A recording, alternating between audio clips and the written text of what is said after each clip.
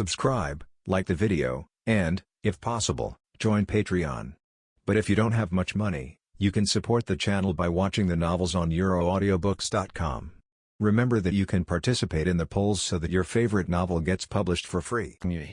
Master, Koro and I defeated those evildoers, Seiryu called out excitedly, running up to Blayn with an eager expression, clearly expecting praise. Koro had already reverted to its small, puppy-like form. Wagging its tail, it nuzzled against Blayn's chin affectionately. The stark contrast between their earlier ferocity and their current behavior left the members of Team B utterly speechless. They stood there, stunned, unable to process what they had just witnessed. 37. Chapter 37. Conflict of interest. Commander Seiryu is already so strong, and yet she's still Commander Blayn's apprentice. If that's the case, just how strong is Commander Blayn?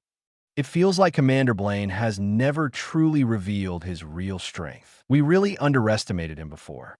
It looks like the Empire hasn't abandoned us after all. Not only is our current commander stronger than the previous one, but he also treats us well. Everyone couldn't help but express their amazement. Well done. I knew you and Koro would protect everyone. Blayn praised Seiryu and Koro. By the way, how did it go? Team B's training should be finished by now, right? Blayn asked Seiryu. Yes. Although they weren't as efficient as Team A, everyone worked hard to reach their goals. Seiryu nodded. Then let's head back. Yasha needs time to recover as well. Blayn said. With that, the group started their return journey. On the way, Seiryu noticed that Team B seemed particularly focused on Koro, who was walking beside her. What's wrong? Do you want to play with Koro? She asked them curiously. And no, it's not that we were just surprised. Koro usually looks so cute, but seeing him fight like that. Kelly explained awkwardly. Right now, they were honestly a little afraid of Koro. Noticing the faint trace of fear on their faces, Seiryu picked Koro up and smiled. Don't worry, Koro is completely harmless to anyone except bad guys. Oh, okay. They felt a little relieved. But then, a troubling thought crossed their minds. We aren't exactly good people, are we? Back at the base, didn't you go hunting danger beasts? You must have collected a lot of materials. You can hand them over now. As soon as they returned, some staff members approached them. It seemed to be a standard procedure within the assassination unit. Kurom, Kelly, and the others had no complaints and were ready to hand over their loot. However, Blayn found it strange. They had risked their lives to hunt these danger beasts, so why were they expected to give up everything they had gained? Even though these children currently depended on the Empire's assassination unit, it was still excessive to demand they surrender all their spoils. Blayn directly asked the staff, after handing over the danger beast materials, do they receive any kind of reward or payment? No, the staff member replied bluntly. That doesn't seem fair, does it? They worked hard to hunt those beasts. Blayn furrowed his brows slightly, though his tone remained calm. Kurom, Kelly, and the others were visibly surprised. Commander Blayn was actually standing up for them? In truth, they had long since accepted the rules of the assassination unit. They never even considered questioning them. Besides, for some reason, the enhanced team had never produced a traitor or deserter. The same couldn't be said for the elite team. Their circumstances were different, which might explain why among just 7 members, 1 had betrayed them, and 2 had deserted. What are you talking about? They just need to obey orders. As their commander, you should know that better than anyone. The staff found Blayn's reaction odd. Previous commanders had been far more ruthless. In fact, many of the existing rules were set by their predecessors. However, the rule about confiscating danger beast materials had been implemented purely for their own benefit. I don't see it that way. Either compensate them fairly, or let them keep what they've earned. Blayn stated flatly. The staff members' expressions darkened. They were obviously unhappy with Blayn's stance, but there was little they could do. After all, Blayn outranked them within the assassination unit. They had only 2 choices: compromise and take a share of the profit, or get nothing at all. What baffled them most was that Blayn himself should have benefited from this system. They had always shared a cut of the profits with the previous commanders and were prepared to do the same with Blayn.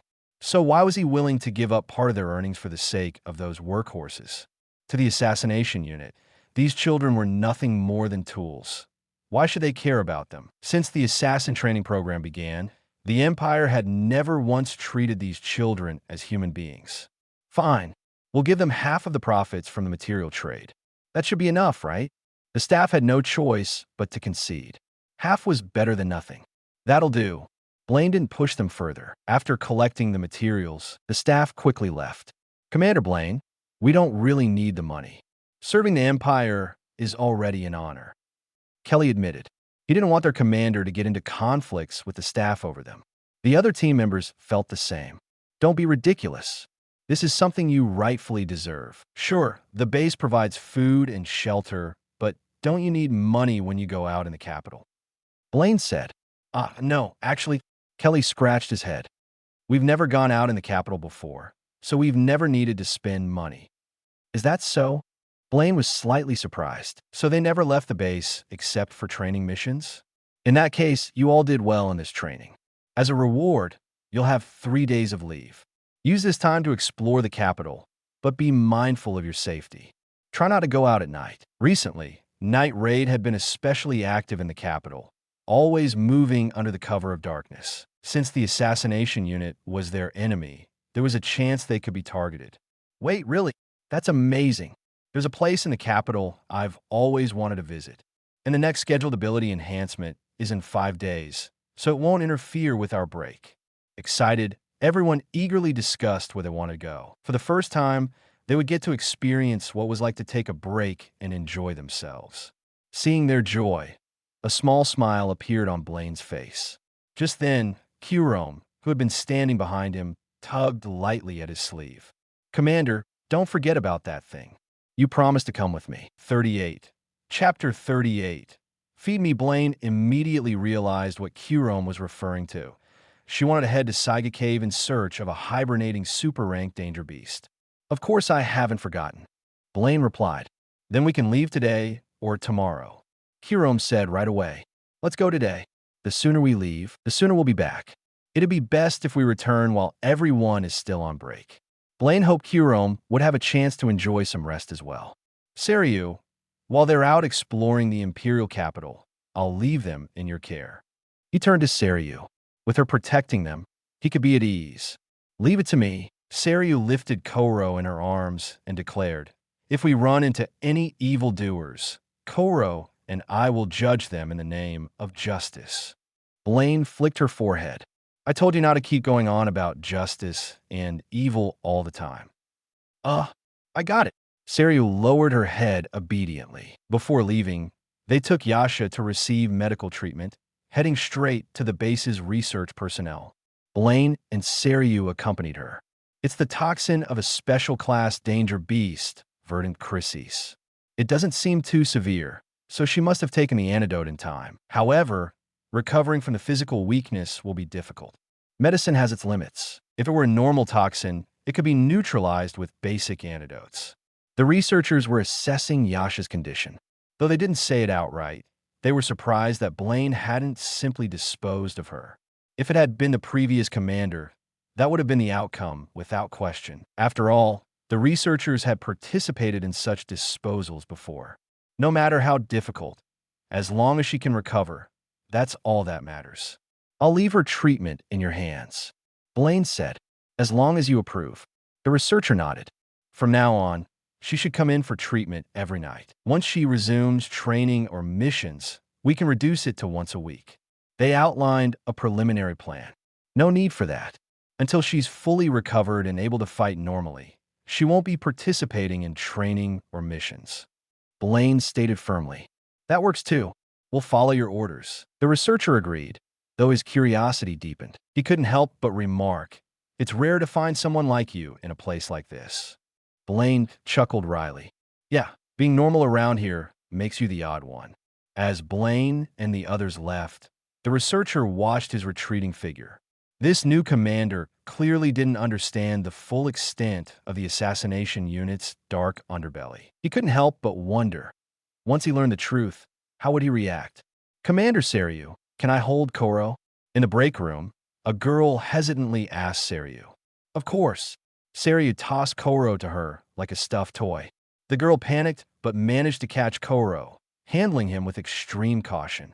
Koro is actually a Taigu. Without my command, he won't attack anyone, so there's no need to be so careful. Saryu reassured her with a smile.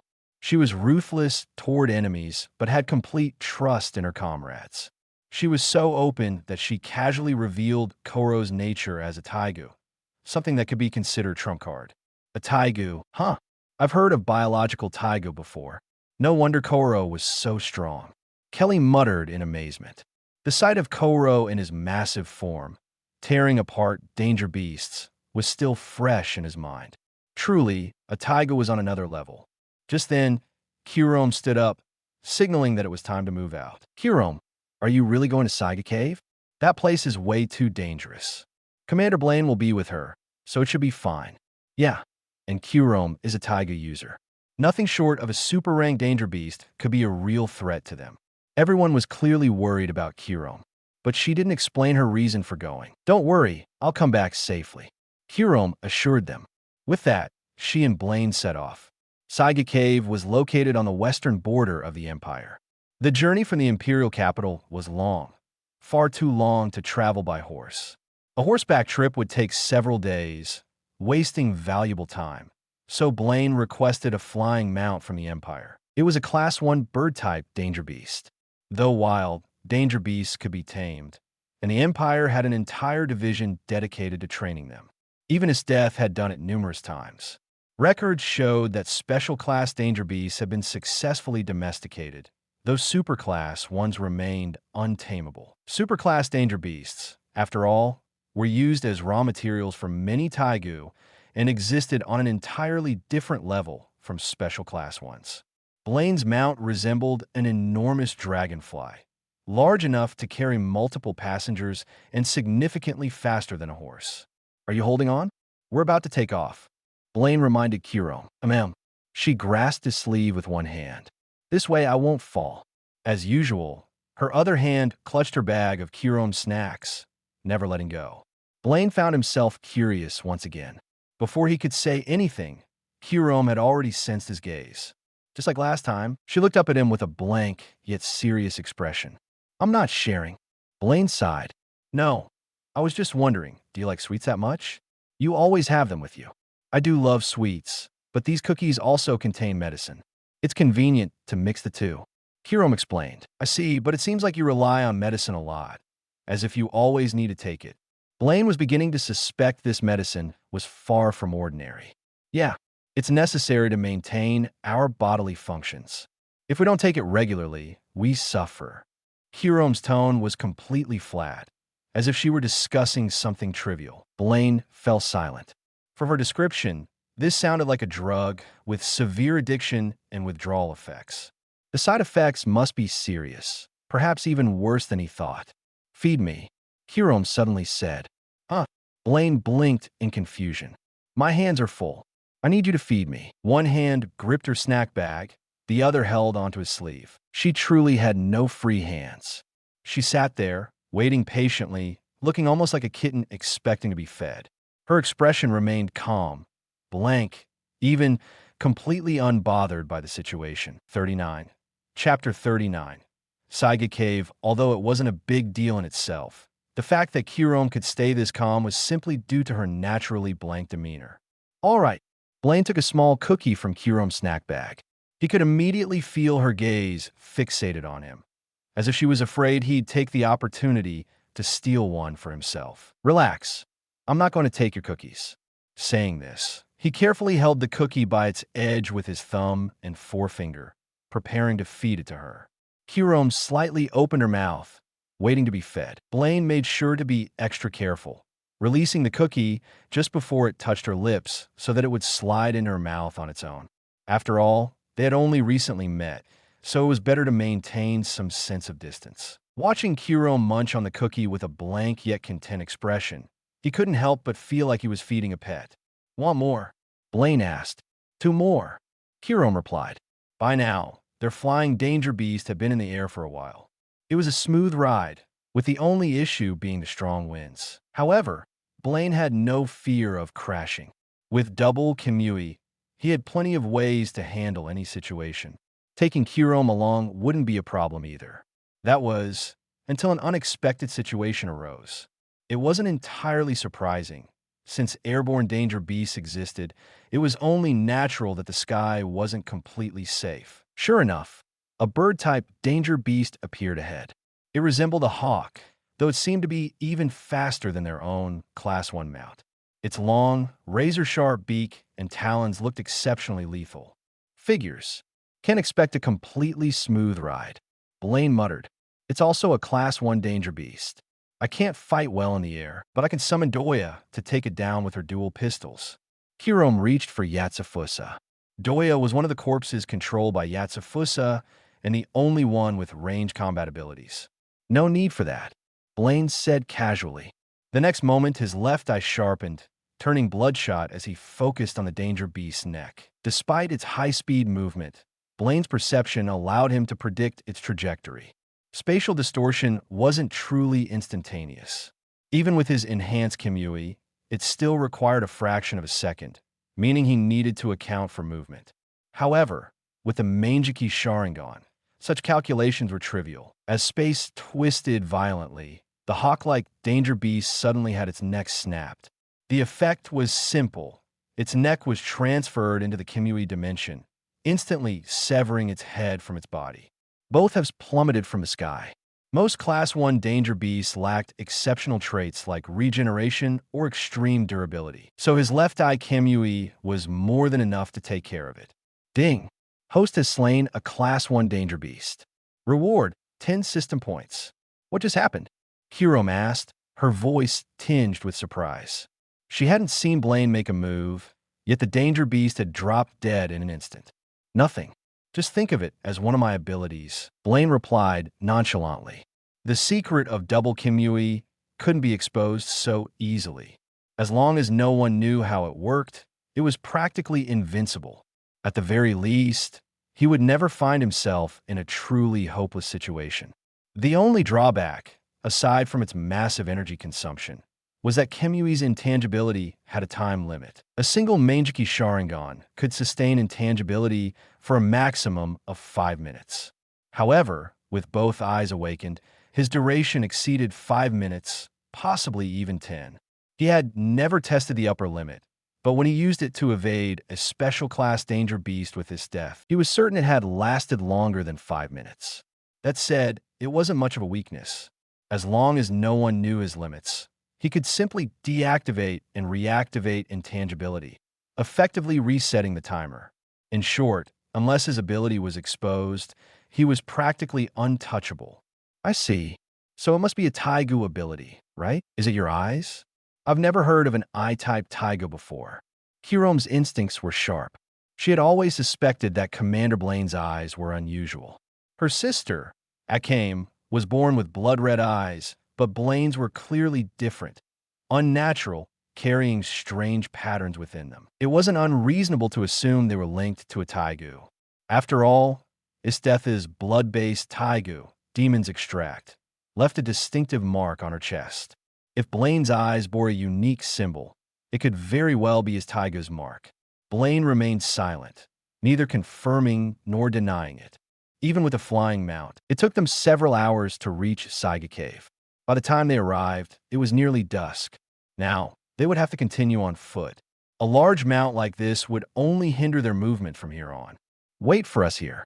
Blayn patted the danger beast's head. It might not understand his words, but it had been trained well enough to stay put. The cave is just ahead. We should go in before nightfall. At least that way, we won't have to deal with the danger beasts outside. Hirom pointed toward the vast limestone terrain before them. Inside a cave like this, there was no difference between day and night. Without a proper light source, they wouldn't be able to see a thing. Of course, Blayn and Hirom had come prepared. With that, they ventured into Saiga Cave. The entrance was deserted. It was no surprise. Any place known to house a superclass danger beast was essentially a death trap. No ordinary person would dare set foot here. They encountered very few danger beasts along the way. The stronger a danger beast was, the more territorial it became, meaning most weaker ones instinctively avoided these grounds. Before long, Darkness swallowed the cave. Blayn and Kyurem each took out a luminous pearl, a special light source crafted from the eyes of a special class danger beast. Unlike ordinary torches or lanterns, these pearls emitted an intense glow and never ran out of power. As they ventured deeper into what seemed like a bottomless abyss, the number of remains increased. Most were danger beast skeletons, but a few were unmistakably human. Kyurem's grip never left Yatsufusa's hilt, ready for anything that might come their way.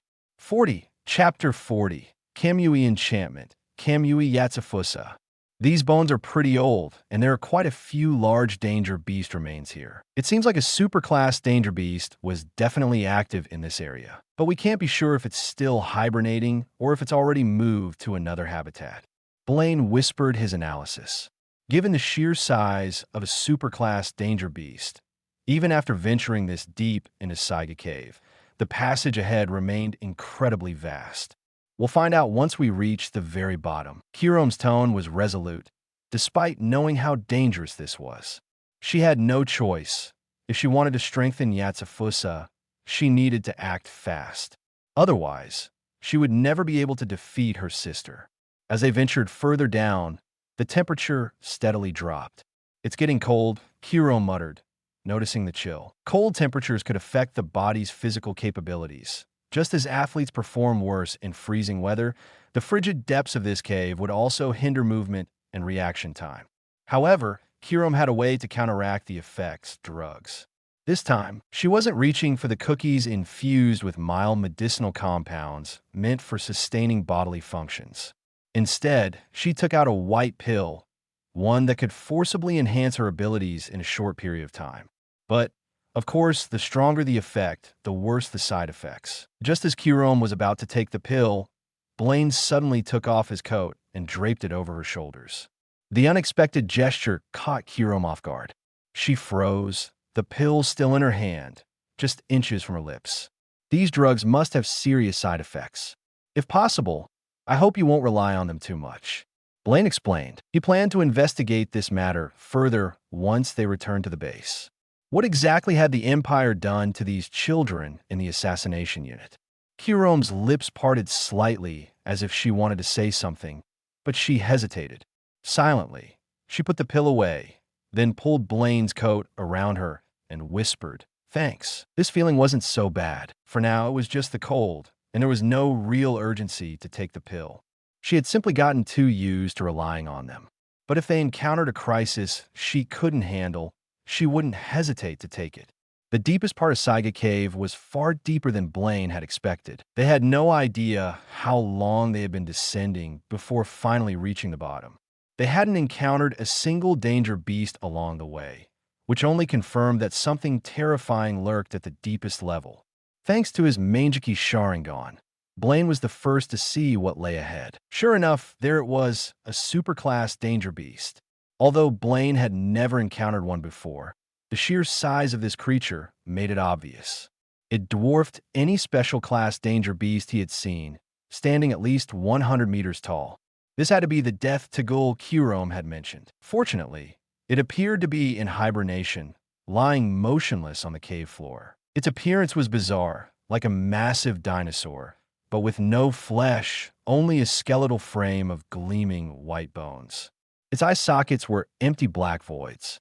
If not for its steady, rhythmic breathing, one might have mistaken it for a lifeless skeleton.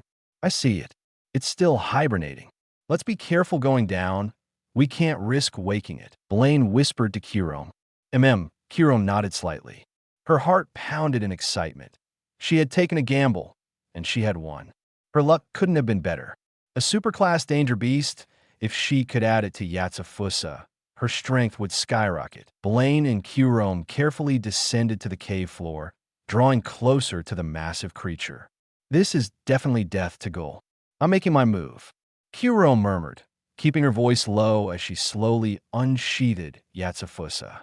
Blayn stayed alert, ready to react in case anything went wrong. Kyurem knew she couldn't kill a super-ranked danger beast in one strike, so she immediately summoned the corpses stored in Yatsufusa. Her plan was to severely wound death Tagul first.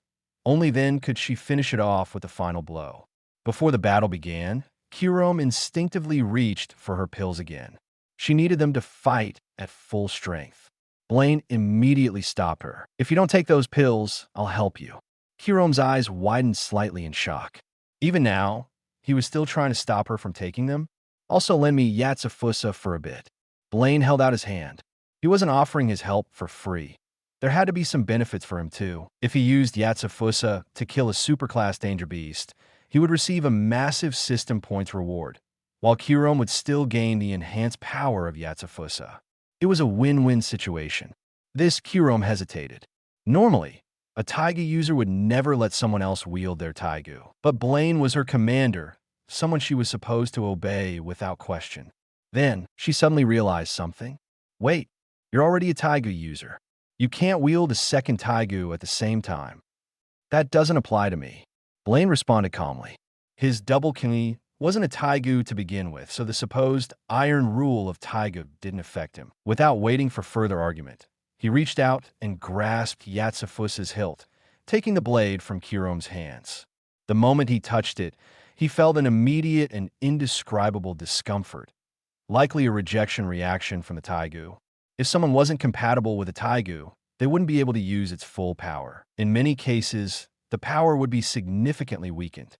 Some Taigu, like his Death's blood-based Demon's Extract, even drove incompatible users insane.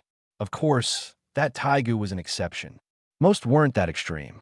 Regardless, it was clear that Blayn couldn't fully harness Yatsufusa's abilities. After all, he and Kirome had completely different personalities. There was no way he could wield it as seamlessly as she could. But that didn't matter. To him, Yatsufusa was just a tool that would now carry the power of Kamui. In the next instant, Blayn channeled Kamui's energy into the blade, enchanting it as if imbuing a weapon with magic. With this, Yatsufusa gained the power of Kamui, an absolute attack that ignored all physical defenses. 41. Chapter 41. Beheading a superclass danger beast. The principle was the same as Kamui Shuriken. Both belonged to the same type of ability. In theory, Blayn could also imbue his black and white dual swords with the power of Kamui if he wished. However, borrowing Kirome's Yatsufusa allowed him to achieve two goals at once, earning system points while also adding the superclass danger beast, Death Tagul, to Yatsufusa's ranks. Wielding the Kamui-enhanced Yatsufusa, Blayn slashed directly at Death Tagul, who was still in hibernation. The blade, imbued with Kamui's power, tore through the beast's incredibly hard bones with ease. What was once an impenetrable defense now crumbled like brittle paper. The sudden injury jolted Death Tagul awake, but before it could react, its massive skull was severed in a single strike. Kirome's eyes widened in shock. She knew just how formidable superclass danger beasts like Death Tagul were. Their destructive energy waves could alter terrain, and their skeletal bodies had no discernible weak points. Her Yatsufusa was primarily used for summoning corpse puppets. Its sharpness was far from exceptional among weapon-type Tigas. For Blayn to decapitate such a beast so effortlessly was beyond her comprehension. Was he somehow more compatible with Yatsufusa than she was, able to draw out a strength she never could? Attack together. Pushing aside her surprise, Kirome commanded her corpse puppets to strike. Though Death Tagul was not particularly resilient compared to some other danger beasts, decapitation alone wasn't enough to guarantee its death. The corpse puppets, summoned before Blayn borrowed Yatsufusa, still followed Kirome's orders. However, their attacks barely made a dent. The beast's defenses remained nearly impenetrable. Fortunately, having just awakened from hibernation, Death Tagul was far weaker than usual. With its head severed, it had little ability to fight back. Blayn, on the other hand, was cutting through it with ease. His first strike had taken its head, and his second cleanly severed its right arm. Realizing that Blayn's attacks were by far the most effective, Kirome swiftly called out, "Its only weakness is the heart. Destroy it, and you'll kill it for good." She had thoroughly researched Death Tagul before the hunt, ensuring she understood its abilities, habits, and weaknesses. Upon hearing her words, Blayn reversed his grip and drove his blade straight into Death to Gul's chest. No matter how thick or sturdy its bones were, they stood no chance against Kamui Yatsufusa. The moment his blade pierced through, he felt the presence of a massive, pulsating heart, one brimming with life. But in an instant, that life was snuffed out. Ding! The host has slain a superclass danger beast and received 50 system points. As the notification rang out, the black incantations of Yatsufusa seeped into Death to Gul's body. In the blink of an eye, the once dead beast stirred again, resurrected. Death to Gul was no longer an enemy. It was now a part of Yatsufusa. Blayn returned the weapon to Kirome. "Thanks. If it weren't for you, I would have had to pay a heavy price," she said sincerely. "No big deal," Blayn replied casually. On the surface, he looked unfazed, completely unharmed. In reality, both his body and eye power had been pushed to their limits. Kamui enchantment was an incredibly draining ability, far more exhausting than simple intangibility or spatial transfer. Each swing of his blade consumed his energy at an alarming rate. After just 3 strikes, he was already nearing his limit. He sighed inwardly. Maybe he had gone a little overboard trying to show off. That said, Kamui enchantment had undoubtedly been the best method for the situation. At least he had gained 50 system points. It was a worthwhile trade. After all, his stamina and eye power would recover on their own, but system points wouldn't accumulate automatically. "Commander, your eyes are bleeding." Kirome's voice suddenly pulled him from his thoughts. "Huh?" Blayn raised a hand to his face and wiped beneath his eye. Sure enough, his fingers came away stained with fresh blood. He must not have noticed it until Kirome pointed it out. Compared to the sharp pain in his eyes and the slight blurring of his vision, the bleeding was trivial. The pain alone overshadowed the sensation of blood trickling down his face. Fortunately, his regenerative abilities would gradually restore his vision and ease the discomfort. "You really push yourself too hard using 2 T-Gus at once, didn't you?" Kirome asked, her concern evident. "I'm fine. Don't worry," Blayn said with a faint smile. He couldn't exactly explain the details of his dual Kamui ability. Kirome, however, didn't seem convinced. Taking out a white handkerchief, she gently wiped away the lingering blood beneath his eyes. "Commander, don't push yourself like that again. Leave the rest to me," she said. "All right." Blayn nodded slightly. At the same time, he accessed the system menu in his mind. System points, 60 ding. The host has exchanged Constitution plus 40, deducting 40 system points. Ding. The host has exchanged Strength plus 10, deducting 10 system points. Ding. The host has exchanged Agility plus 10, deducting 10 system points. Strength, 50. Agility, 50. Constitution, 130. With the upgrades, Blayn felt himself recovering rapidly. He suddenly realized the importance of keeping spare system points. In a crisis, instantly boosting his stats could be a game changer, almost like having a second life. Meanwhile, Kirome remained fixated on how Blayn had managed to wield Yatsufusa with such devastating power. She walked over to Death to Gul and attempted a slash of her own. The result was clear. Her strike barely scratched the surface, leaving only a shallow mark on its bone. Even without using her full strength, she knew that even at her best, she could never achieve the effortless, razor-sharp cuts that Blayn had displayed. This only confirmed that if Blayn hadn't been there, hunting this superclass danger beast would have come at a steep cost for her. At the very least, she would have had to rely heavily on recovery drugs. "Commander Blayn, how did you manage to cut through its bones so easily? Could it be that you're actually more suited to be Yatsufusa's wielder than I am?" She turned to him, unable to suppress her curiosity any longer. 42. Chapter 42. Blayn felt slightly embarrassed and tried to brush the topic aside. "Regardless, you're the true owner of Yatsufusa. Even if you handed it over to me, wielding 2 T-Gus at the same time would be too much of a burden. So don't overthink it." "Okay." Kirome nodded. Given the current situation, if Blayn had actually wanted to take Yatsufusa from her, she wouldn't have hesitated to agree. But in truth, he wasn't suited for Yatsufusa. Even if he took it, he wouldn't be able to draw out its full power, and besides, he had no interest in doing such a thing in the first place. This mission went pretty smoothly. Should we head back now? Blayn asked, changing the subject. But considering the time, it should already be night outside. I think it would be better to return in the morning, Hirom said. She had a point.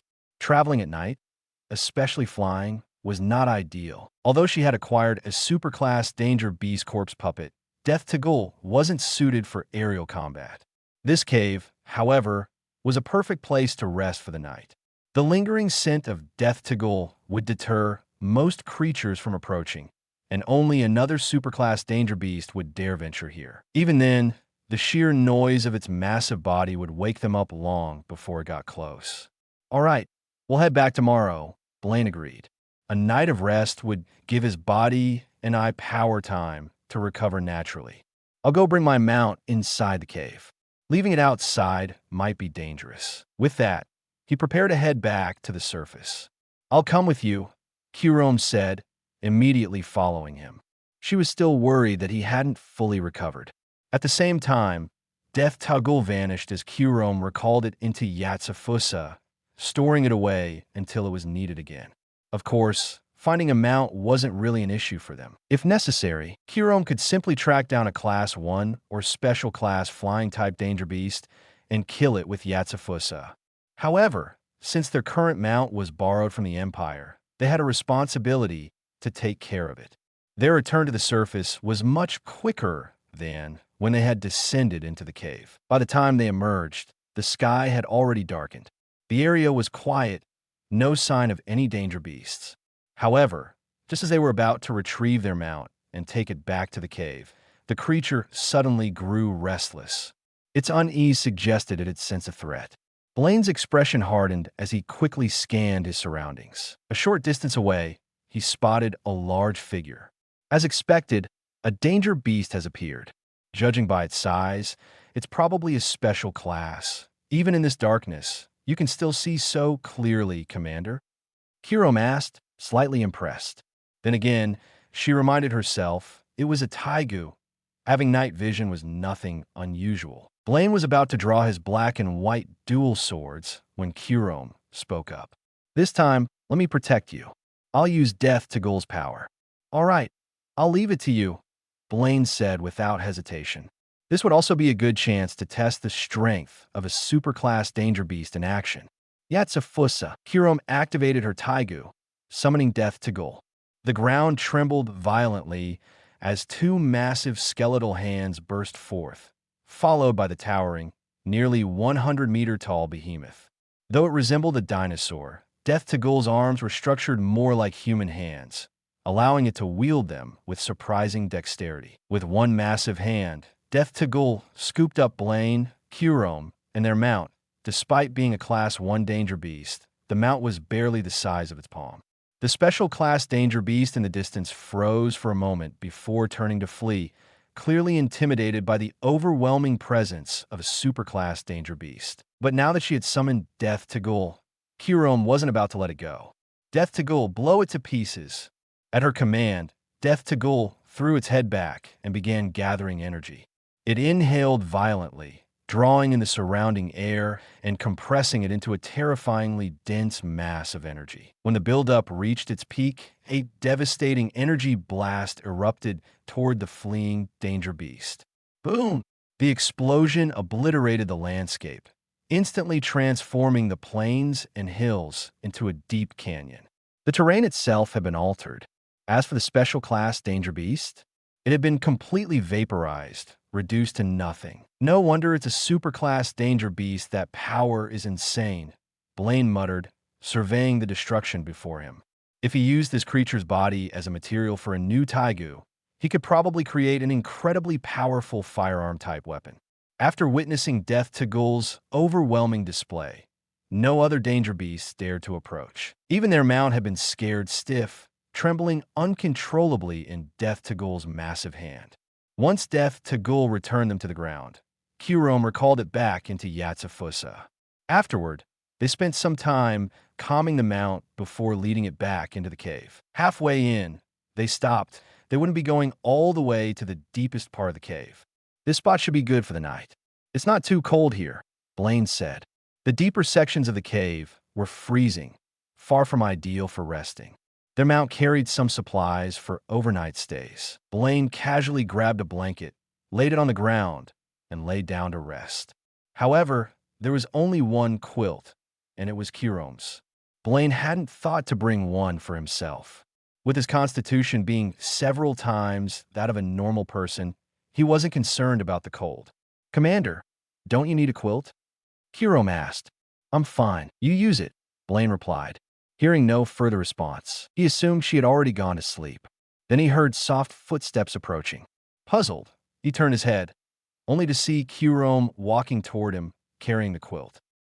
Before he could finish, Kirome lay down beside him, spreading the quilt over both of them. It was a bit small for two people, so she moved in closer. "This way, you won't get cold," she said calmly. Her tone was neutral, but a faint blush had appeared on her face.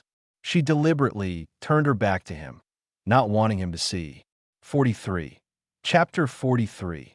Leon Blayn fell silent, and the atmosphere became slightly awkward. He really didn't need the blanket, but he hadn't expected Kirome to be so concerned about him. She probably thought his body was still weak from using 2 T-gus at once. "I don't know what to say, but thank you." After thinking it over, that was all Blayn could manage. Hearing no response from Kirome, he assumed she had actually fallen asleep this time. But that wasn't the case. Kirome was simply too shy to reply. She wasn't oblivious. She understood that her actions were a bit bold. But after everything Commander Blayn had done for her today, she couldn't just let him go to sleep and risk catching a cold. "Good night." Blayn didn't overthink it. He said good night and went straight to sleep. A while later, Kirome waited until she was sure Blayn had dozed off before whispering near his ear, "Good night." Blayn had indeed fallen asleep, but Kirome's movement stirred him awake again. However, he only opened his eyes briefly, making no other movements.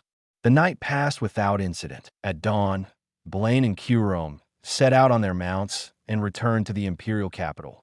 For breakfast, they made do with the dry rations they had brought along. By midday, they arrived back in the capital. After returning the mounts, Blayn turned to Kirome. "Are we heading straight back to base, or do you want to take a walk around the city? Our leave doesn't end for another 2 days. If possible, I'd like to have lunch here," Kirome answered without hesitation. The assassination unit usually ate at the base canteen, and it was only during missions that they had the chance to dine out at restaurants or taverns. Compared to those places, the base's food was much more mediocre. "All right, pick a restaurant you like," Blayn said. After spending the past few days with her, he had realized that Kirome was a bit of a foodie. It wasn't hard to guess that she wasn't exactly fond of the base's meals. Kirome quickly chose a restaurant, drawn in by the rich aroma of meat wafting from within. "This way, we have open seats." A waiter greeted them upon entry. Blayn handed Kirome the menu. "Order whatever you want." The restaurant served a variety of dishes, including ones made from danger beasts, as well as more common home-style meals. Kirome immediately ordered 10 meat dishes, and that still might not be enough for her. Blayn, on the other hand, opted for a much simpler meal: 1 meat dish, 1 vegetable dish, a bowl of soup, and 2 servings of white rice. "Would you like any alcohol? Or just plain water?" the waiter asked. "Just water," Blayn replied casually. 10 minutes later, the food started arriving. As they ate, a striking young woman with golden hair and eyes, a curvaceous figure, and revealing attire walked past them. She took a seat behind Kirome and ordered several bottles of alcohol. At first, Blayn didn't pay her any mind. However, his peripheral vision soon caught her glancing at him and Kirome. Seated across from Kirome, Blayn could just barely see the blonde woman from the corner of his eye. His instincts were sharp. Where an ordinary person might dismiss it as nothing, he remained cautious. Of course, there was always the possibility that he was being overly alert.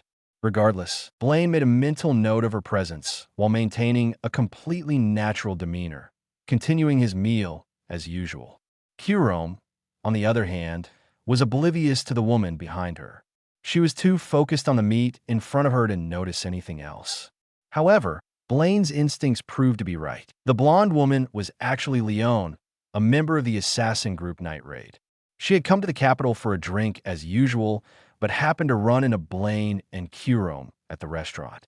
More notably, she immediately recognized Kurome as Akame's younger sister, which meant the young man sitting across from her was most likely a member of the Empire's assassination unit as well. That realization led Leon to observe them more closely, an action that did not go unnoticed by Blayn. "Oh no, I think I've been spotted." At that moment, Leon vaguely sensed that she might have been noticed and couldn't help but think to herself. Fortunately, she had never exposed her identity as a member of Night Raid. Otherwise, she wouldn't be strolling so openly through the streets of the Imperial capital every day. Well, whatever. I'll just finish my drink and leave. With that thought, she continued drinking as if nothing had happened. She no longer paid any attention to Blayn and Kurome. Moving around in broad daylight, especially in a crowded place like this, was too risky for someone like her. If her identity were exposed here, it would only bring trouble, let alone a fight. Akame had warned them before that Kurome was extremely dangerous, and as for the other young man's strength, it was still unknown. Leon definitely wouldn't act recklessly. Sure enough, 10 meat dishes weren't enough for Kurome. She ended up ordering 2 more. "You should be full now, right?" Blayn asked. "Yeah, let's go." After taking her last bite, Kurome got up, ready to leave. Blayn suddenly realized that despite eating so much, Kurome didn't look the slightest bit full. Not to mention, her figure was incredibly slim, completely at odds with her massive appetite. Where did all that food even go? A mystery with no explanation. "Before we go, at least get rid of the rice on your face." Blayn noticed a grain of rice stuck near Kurome's cheek and pointed it out. Even though she had already wiped her mouth, that tiny piece had somehow survived. "Where is it? Help me take it off." When it came to eating, Kurome was completely unfazed, expressionless. She even asked Blayn to remove it for her. Without hesitation, Blayn reached out and plucked the tiny grain of rice from her face, just as he was about to casually flick it into the trash. "Wait!" Kurome stopped him. "What?" Blayn asked, slightly puzzled. The next moment, Kurome grabbed his wrist, leaned in, and gently took the grain of rice from his fingertip with her lips. Food shouldn't be wasted. She spoke in a deadpan voice, her face blank as ever. Blayn was momentarily stunned. He hadn't expected that at all. His expression stiffened slightly. The warmth of her lips still lingered on his fingertips. 44. Chapter 44. Night Raid. There was a secret base hidden in the mountains about 10 kilometers north of the Imperial capital. It was the current headquarters of the assassination group, Night Raid. At present, Night Raid had 7 members. Mine, Najinda, Akame, Lubbock, Shield, Leon, and Bullet. Almost all of them were Taigu users, with the sole exception of their leader, Najinda. Her previous Taigu, Pumpkin, had been passed on to mine, and the Revolutionary Army had yet to assign her a new one. After paying for her meal, Leon made her way back to Night Raid's headquarters, eager to report on her encounter with Kurome. "Leon, why are you back so early today?" Najinda asked as soon as she saw her return. Aside from Shield and mine, who were outside training, the rest of Night Raid's members were inside the base. "I was planning to stay in the capital a little longer, but I ran into Kurome while I was eating at a restaurant." Leon's expression was unusually serious. She was normally much more carefree. "Kurome." Akame's eyes flickered at the mention of the name. "Kurome," Lubbock sighed. Everyone knew that Kurome was one of the most formidable enemies within the Empire's assassination unit. Still, given Akame and Kurome's relationship, Lubbock hesitated to discuss her too casually. "Akame, what do you think?" Najinda asked directly. "Something feels off. As far as I know, the Enhanced Team is never allowed to roam the Imperial capital freely unless they're on a mission. Could they be setting something up?" Akame voiced her concerns. "That does sound suspicious. If they're planning something against Night Raid, we'll need to be extra cautious during our missions from now on." Najinda nodded slightly. "Good thing we have Akame on our side now. Thanks to her, we know so much more about the Empire's assassination unit," Leon said with a grin. "Hey, don't say it like that." Lubbock quickly whispered a warning to her.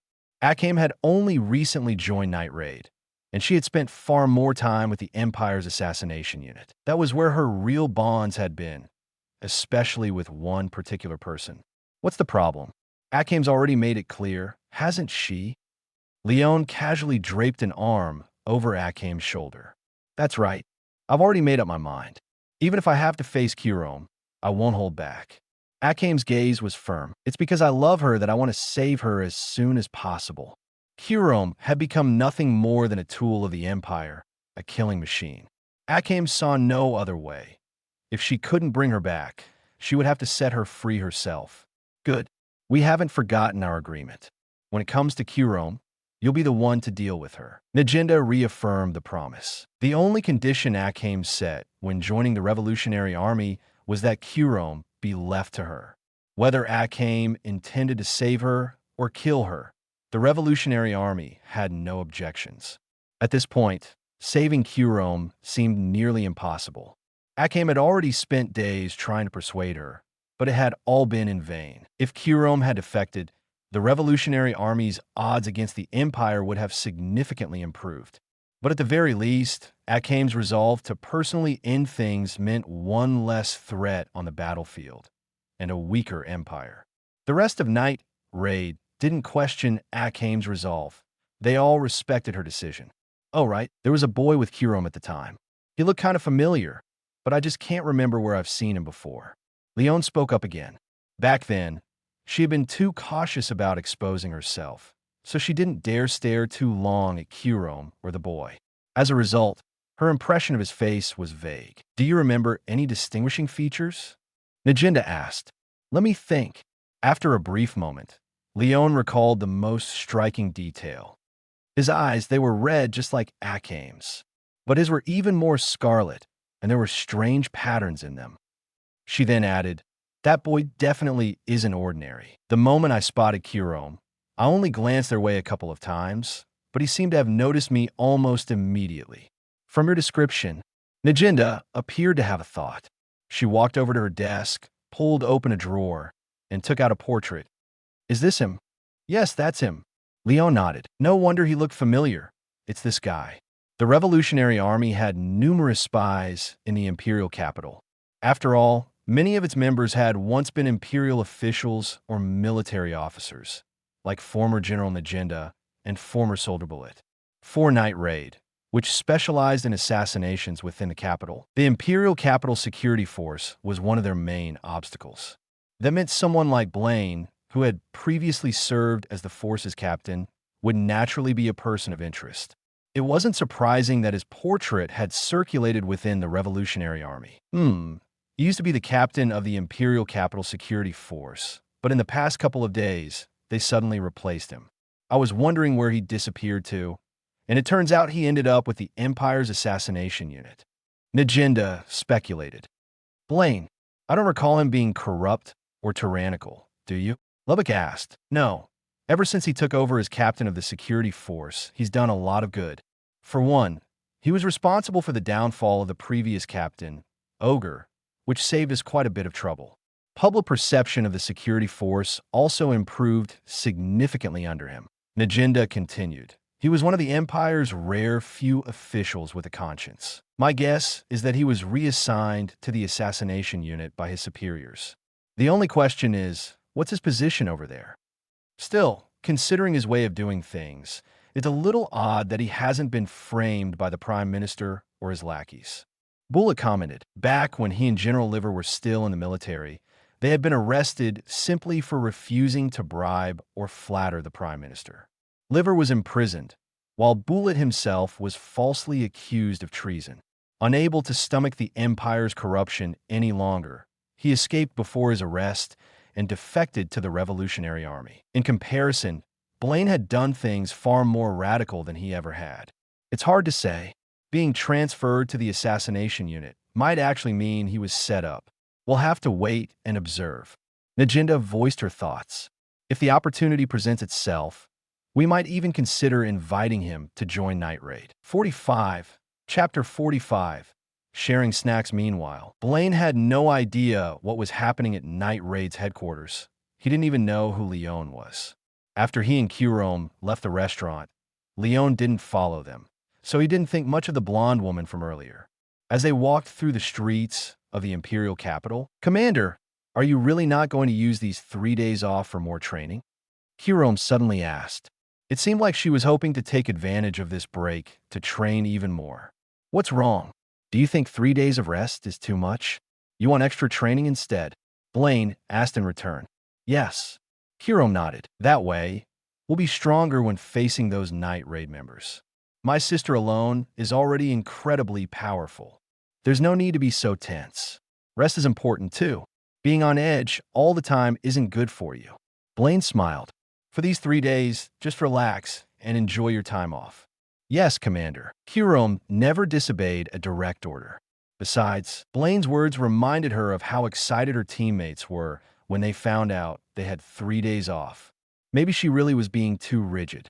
Should we go find Seiryu and the others? Or just wander around? Blayn asked for a preference. He didn't really mind either way. After all, when he worked for the Imperial Capital Security Force, he had already explored every corner of the city. Let's just walk around. Hiram chose the latter. Just then, she suddenly stopped in her tracks. It was because of a pastry shop by the roadside. You want some? Blayn asked immediately. Even though she had just eaten lunch, Hiram, ever the foodie, was already drawn in by the desserts. Then let's go in. I remember this place. They make some really good pastries.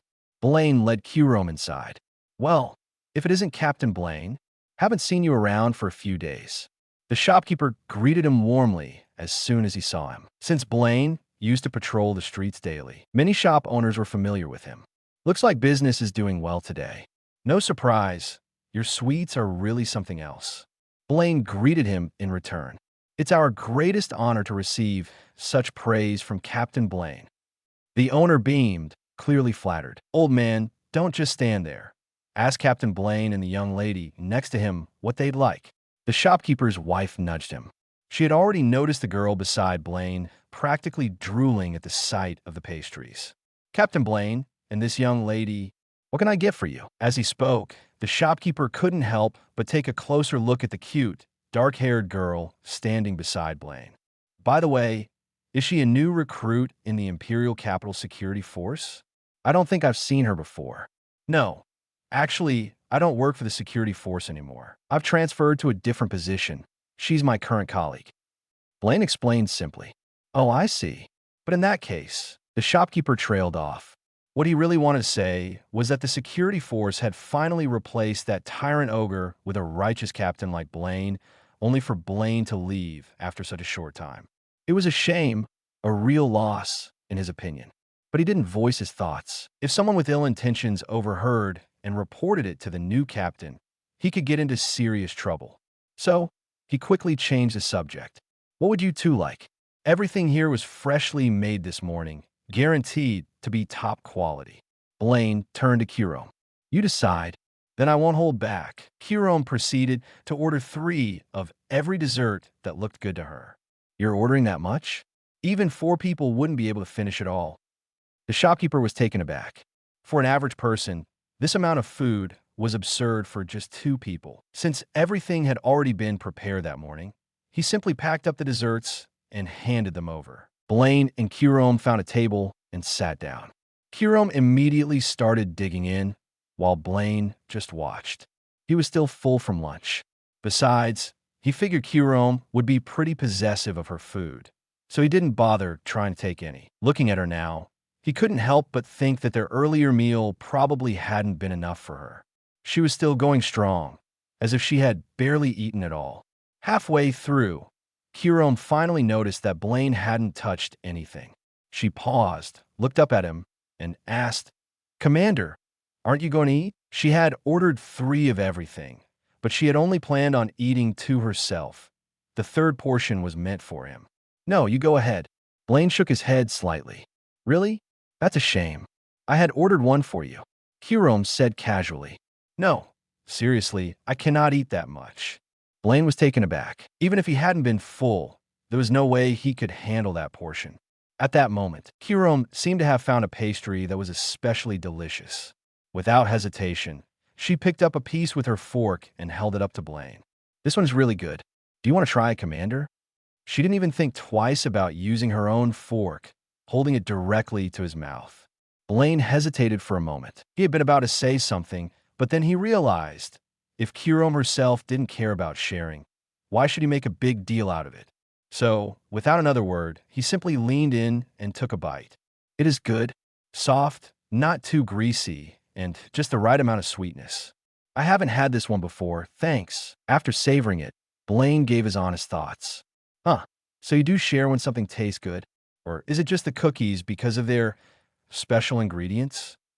Blayn suddenly recalled how Kirome always made sure no one else ate her cookies. Maybe it was because they contained something extra. That is one reason, Kirome admitted, but she didn't say the other reason. She wasn't willing to share sweets with just anyone. Meanwhile, across the shop, the owner and his wife had been watching the entire exchange unfold. Old man, I swore that Saria girl was Captain Blayn's girlfriend, but I guess I was way off. Yeah, same here. Looks like this cute little lady is the real one. They whispered to each other, but not quietly enough.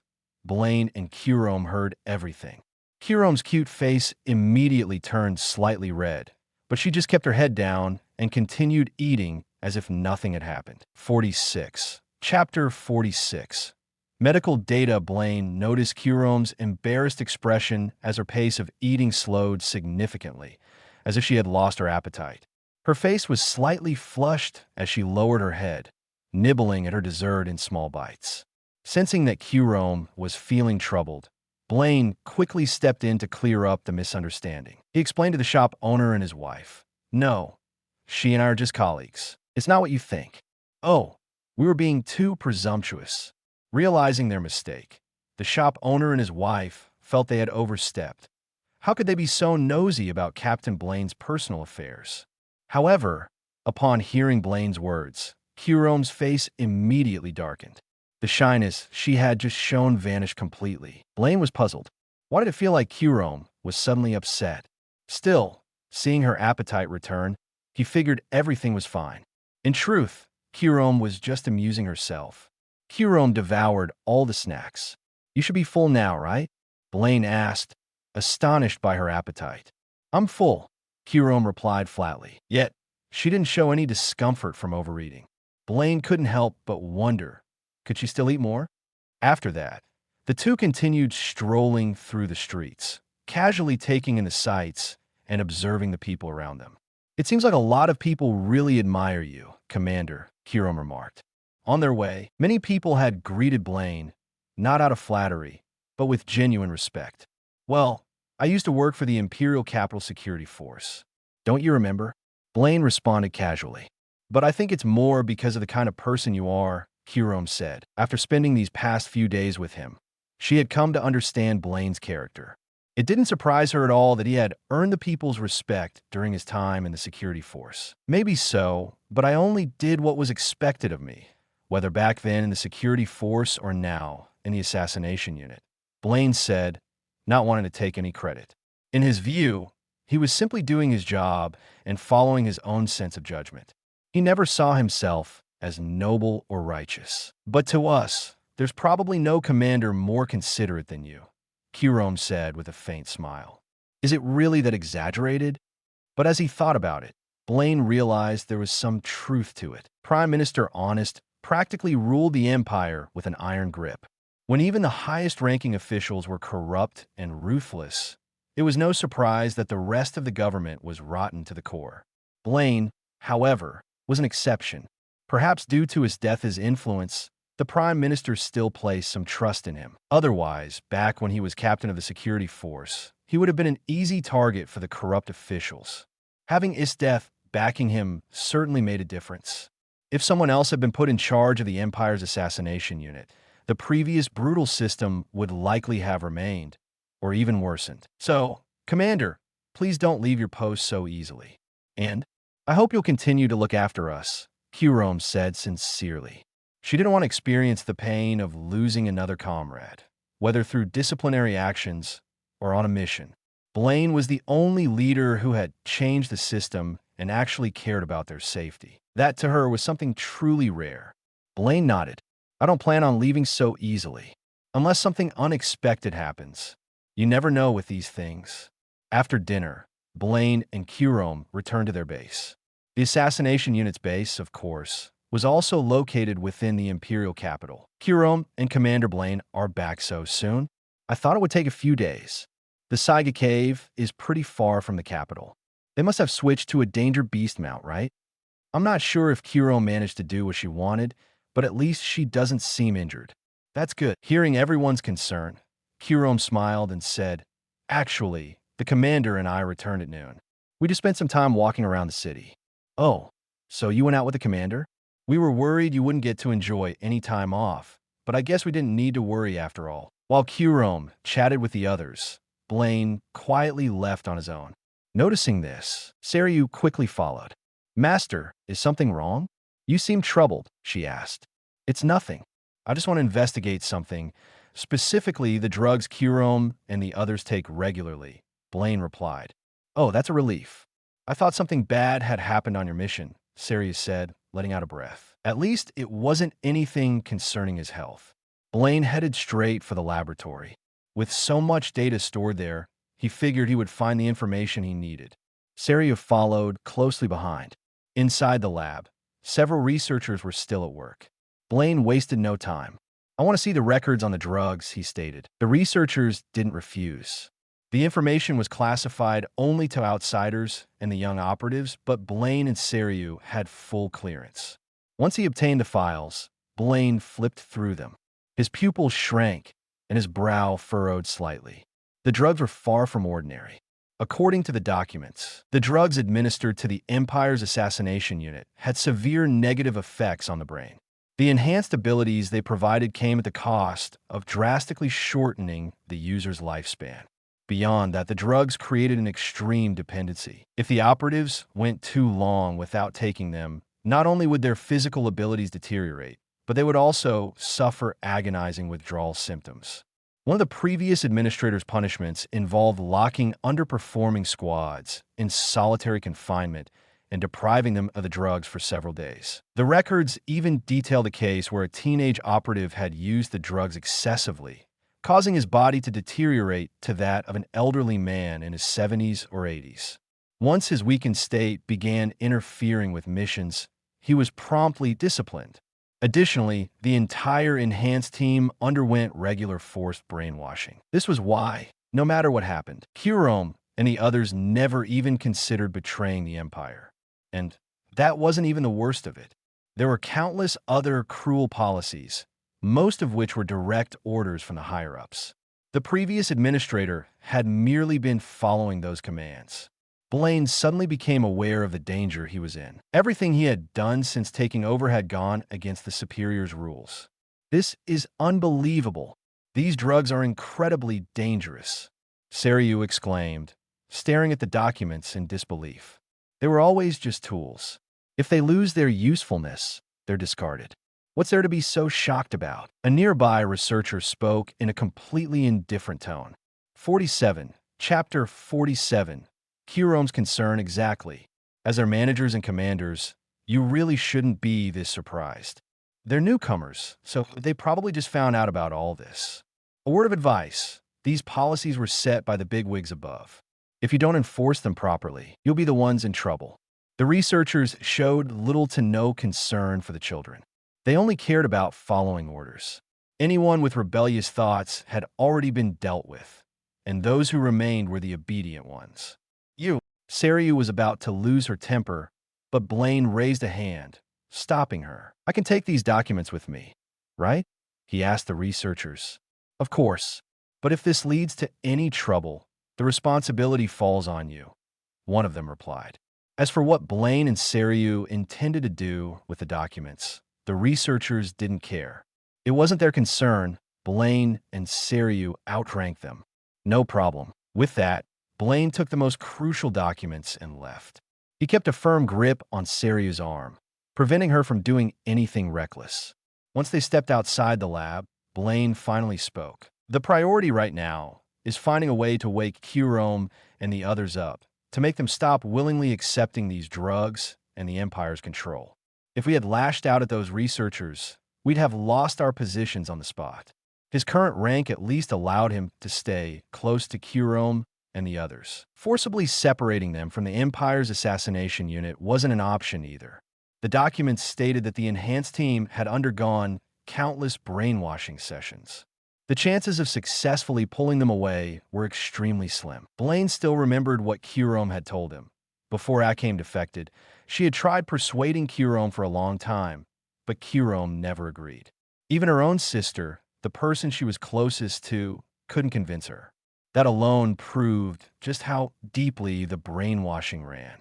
There was no way Blayn could expect to break through it so easily. Yes, Saria murmured, lowering her head as she listened to her master's words.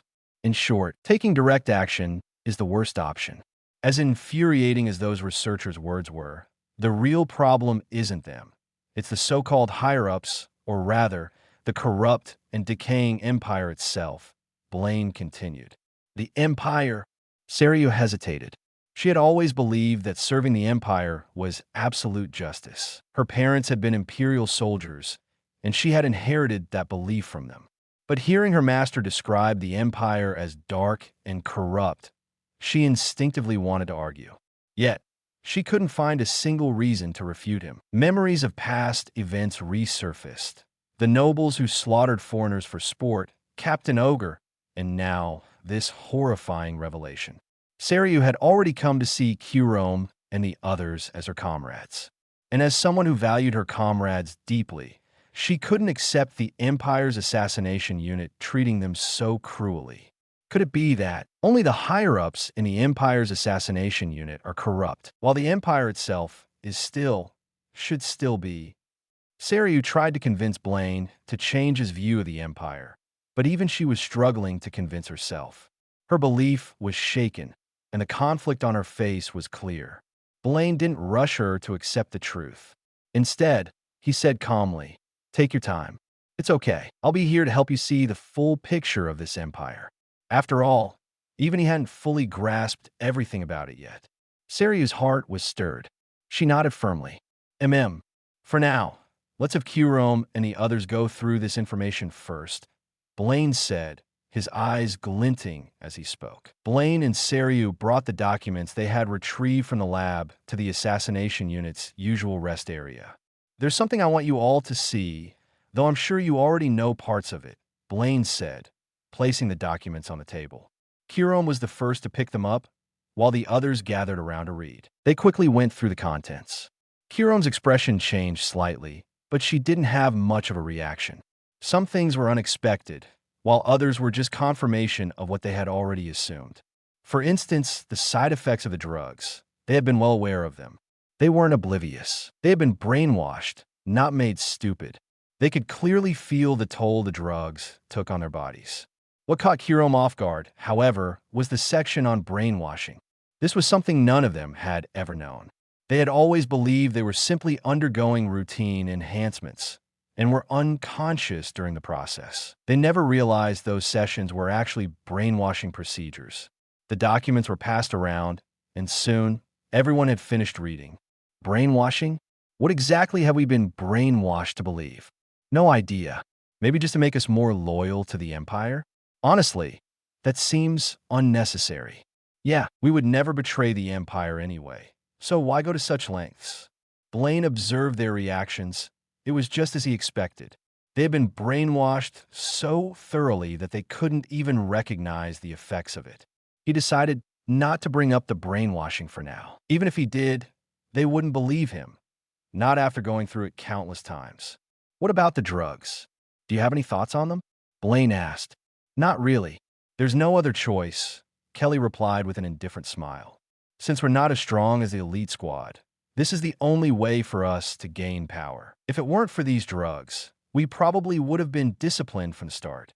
After all, if we can't serve the Empire properly, we have no value."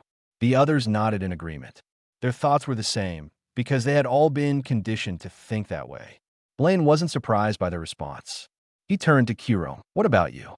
Do you think the same way?" "Yeah," Kyurome replied without hesitation. "If we want to fight the rebels, we have to be willing to make sacrifices." Saria still found it hard to accept. Fighting the rebels was one thing, but the brainwashing, the drugs, the punishments, those were something else entirely. Even if they were meant to fight the rebels, did they really have to go through all this cruelty? I see. Blayn let out a quiet sigh. They had been brainwashed to this extent. There was no way he could change their minds with just words. He would have to take things slowly. Kyurem, however, didn't dwell on the documents for long. Instead, she turned her attention to Blayn, looking concerned. Commander, let me go for a walk with you later. It feels like you're worrying too much about us. You seem really burdened. 48. Chapter 48. Strolling with Kyurem. Encountering Akame and Night Raid. Yes, Commander. Let Kyurem go with you for a walk. We're really fine, so you don't have to worry about us, Kelly added. It wasn't just Kyurem and Kelly. Everyone else also brushed off the contents of the documents, thinking Blayn was simply concerned for them. None of them realized how severely Blayn's actions had violated the rules. If the higher-ups found out, they would undoubtedly have him and Seiryu arrested. All right, maybe I was just overthinking things, Blayn said, using the moment to drop the topic. No one in the assassination unit was affected by the documents. If he kept pushing the issue, it would only backfire. For now, it was best to let it go. Wait for me a moment, Blayn said to Kyurem before picking up the documents, preparing to return them to the lab. As expected, Seiryu followed him. Master, we can't get through to them at all, she said. This is the power of brainwashing. When someone has been conditioned to this extent, no amount of reasoning can persuade them. We can only take our time and find opportunities to change them, Blayn replied quietly. All right, until then, I'll do my best to protect everyone, Seiryu said with determination. Blayn and Seiryu returned the documents to the lab. The researchers didn't bother asking what they had done with them.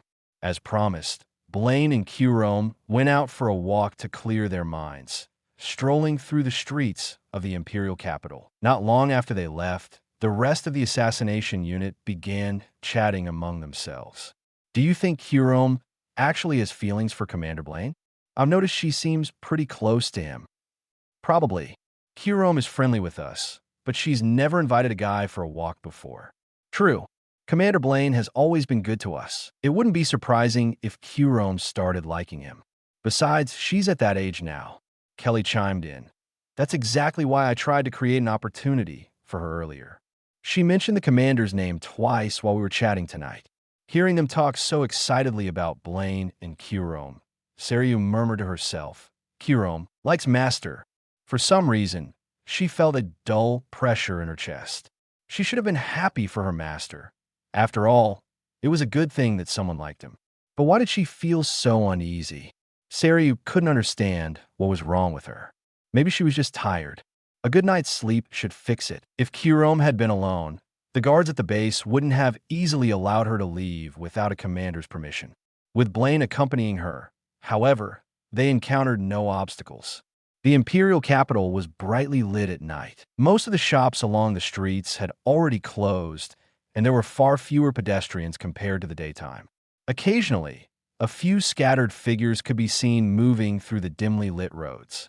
In such a quiet atmosphere, it was actually a good setting for Blayn and Kyurem to take a walk and clear their minds. Commander, before you worked in the Imperial Capital Security Force, were you a soldier stationed in the capital? Kyurem suddenly asked, shifting the conversation to something more casual. No, my hometown was a small village on the southern border. I only arrived in the capital recently because my village was destroyed by a danger beast, Blayn responded. I see. I can't really remember much about my life before joining the assassination unit. I was too young at the time. All I remember is wandering with my sister, Kyurem recalled. You must really miss her, right? I do, which is why I'm going to kill her, so she'll never be able to leave my side again. Kyurem spoke with a bright smile, yet the words that came out of her mouth were chilling. In that moment, her innocent expression took on an eerie undertone. Blayn felt slightly awkward. If he had known, he wouldn't have brought up Akame. Just then, several figures darted swiftly across the rooftops, not far ahead. Blayn's keen perception allowed him to spot them immediately. However, their faces were obscured by black cloaks, leaving only the tall man clad in armor somewhat distinguishable, though even his face remained hidden. Did you see them? That should be the Taiga user of demon armor. They must be Night Raid, Blayn whispered to Kirome. Yes, my sister is among them. Kirome's right hand was already gripping the hilt of Yatsufusa, her expression cold. Commander, this is the perfect chance to wipe out Night Raid tonight. Let's follow them first and see, Blayn said, not immediately agreeing to engage. His stance toward Night Raid wasn't exactly hostile. During his time as captain of the Imperial Capital Security Force, he had already learned a fair amount about them. After all, he had been in charge of maintaining public order in the capital. Every target assassinated by Night Raid had been far from innocent. They were all scum, people like Ogre, whose deaths were well-deserved. That was why, back then, he had deliberately turned a blind eye to Night Raid's actions. He had chosen not to confront them directly. Otherwise, he would have crossed paths with them much sooner. Now, Blayn and Kirome moved to pursue the figures swiftly traversing the rooftops. Naturally, their targets had already noticed they were being followed. Leon glanced behind them, eyes widening in surprise. Wait, is that Blayn and Kirome? Looks like luck's on our side. Mine's expression grew serious. This route was supposed to be the safest. We timed it to avoid all of the capital's patrols at this hour. Was this really just a coincidence? Or did they predict our movements in advance? In reality, it really was just bad luck. If Blayn and Kirome hadn't randomly gone for a late-night stroll, they wouldn't have been spotted at all. This complicates the assassination. We'll have to reschedule the hit for another day. Should we just take them out now? Bullet, who stood out from the group due to his full-body armored taigu, spoke up. His armor concealed his identity completely, making a disguise unnecessary. You guys go ahead. I'll deal with Kirome myself, Akame suddenly declared, coming to a stop. Now that they had been discovered, tonight's assassination was no longer feasible. She needed to end things with Kirome quickly, before the Empire's assassination unit or the military caught wind of their presence and closed in on them. No way, we're letting you handle this alone. If we're fighting, we might as well take them both down together, Leon said immediately. Exactly. There are only 2 of them, and we have 6 taiga users. We should eliminate them quickly and then rework our assassination plan, Mine added, already pulling out her taigu, Pumpkin, brimming with confidence. But the boss mentioned that Blayn is someone we could potentially win over. Try not to kill him, Bullet reminded them. What a coincidence. Of all people, they had to run into them tonight. At this point, all 6 members of Night Raid had stopped, seemingly waiting for Blayn and Kirome to come to them. Blayn and Kirome arrived in front of them, and sensing the tension, Blayn instinctively grabbed Kirome's hand, ready to activate his intangibility ability at any moment. Kirome hadn't expected him to suddenly take her hand, and she let out a soft protest. Commander, now isn't the time for this. However, Blayn showed no intention of letting go. His grip was firm, his stance unwavering. What? The moment Akame saw Kirome's hand in Blayn's, she completely lost her composure. 49. Chapter 49. Akame and Kirome's resolve. Akame was an undeniable Siscon. Unless it was a man she personally approved of, she couldn't stand seeing Kirome getting close to any other guy. So at this moment, Akame completely lost her composure. However, she was still capable of assessing the situation and quickly suppressed her emotions, reverting to the cold, ruthless assassin she had trained to be. Drawing Murasame from its sheath, she made her decision. Tonight, she would personally put Kirome to rest. You're still flirting in front of us at a time like this? Mine deliberately lowered the hood of her cloak, raising Pumpkin and aiming it directly at Kirome. Without hesitation, she fired a blast of compressed energy. Their primary target was Kirome. They knew she had been thoroughly brainwashed by the Empire. There was no reasoning with her. Kirome instinctively tried to dodge, but her hand was still held by Blayn. Trust me, Blayn said calmly. Just those 2 words were enough to put Kirome at ease. In her heart, Commander Blayn was someone she could trust. All right, she nodded slightly. However, just as the energy blast from Pumpkin was about to hit her, she instinctively raised Yatsufusa to block it. Yet, to her astonishment, she felt nothing. It was as if the attack had passed right through her body, without a trace, without impact, without pain. Before Kirome could make sense of what happened, a loud boom erupted behind her. She turned around. An abandoned wall just behind her had been blasted to rubble. Thankfully, no bystanders were harmed. What just happened? That attack had been aimed directly at her. Could it be Commander Blayn's Taigu ability? What? Mine was just as shocked. Her own attack had gone straight through them. Be careful. Their abilities are weird, she immediately warned the others. Hearing this, Akame and the rest of Night Raid held back from attacking right away. You're Kurome's sister, Akame, right? Blayn finally spoke to her. Akame gave a slight nod, her expression grave, as if facing a formidable enemy. She didn't bother to conceal her face. By now, word of her defection to the Revolutionary Army had spread throughout the Empire. Among Night Raid, her identity had been exposed the earliest. Her wanted posters were plastered all over the capital. Blayn could clearly see that her face was almost identical to the one on the bounty posters. Long, flowing black hair, crimson eyes. Her features bore a strong resemblance to Kurome's, delicate yet sharp. Dressed in a black dress and cloak, her figure was slender, taller than Kurome's. You two finally get to see each other again, yet you're already drawing your swords? Blayn had sensed Akame's killing intent toward Kurome. He knew Kurome wanted to kill Akame, but he hadn't expected Akame to feel the same way. The sisters who once depended on each other for survival were now set on each other's deaths. There is no other choice. I have to end Kurome's suffering with my own hands, Akame said firmly. I'm going to kill my sister too, so she'll stay by my side forever, Kurome replied with a soft chuckle. Enough. I won't let you kill Kurome. But if you insist on fighting, don't blame me for not holding back. Blayn's voice grew cold. He remained neutral toward Night Raid and the Revolutionary Army, but that didn't mean he would tolerate them harming the people around him. This might be a personal matter between the sisters, but there was no way he would stand by and watch Kurome die. Akame, should we? Leon whispered.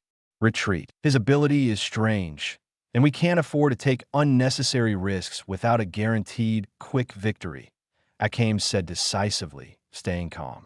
Moreover, the noise from Pumpkin's blast had likely alerted the Imperial Capital Security Force. The approaching figures in the distance were probably them. The Empire's assassination unit and military forces wouldn't be far behind either. Lingering here would only lead to disaster. Let's go. Lubbock was the first to turn back along their original escape route, followed closely by Akame, mine, and the others. Akame glanced back one last time at Blayn and Kurome. They weren't chasing after them. Sure enough, shortly after Night Raid withdrew, the Imperial Capital Security Force arrived at the scene.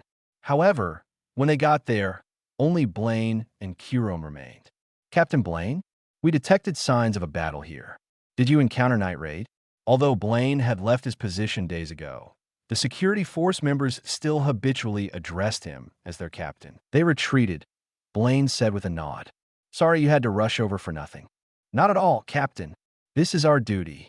As expected of Captain Blayn, Night Raid must have been planning to assassinate another high-ranking official tonight, but you intercepted them. Sigh, with Captain Blayn's strength, it really is a waste for him to be stationed in the security force. The officers naturally assumed Blayn had driven Night Raid away.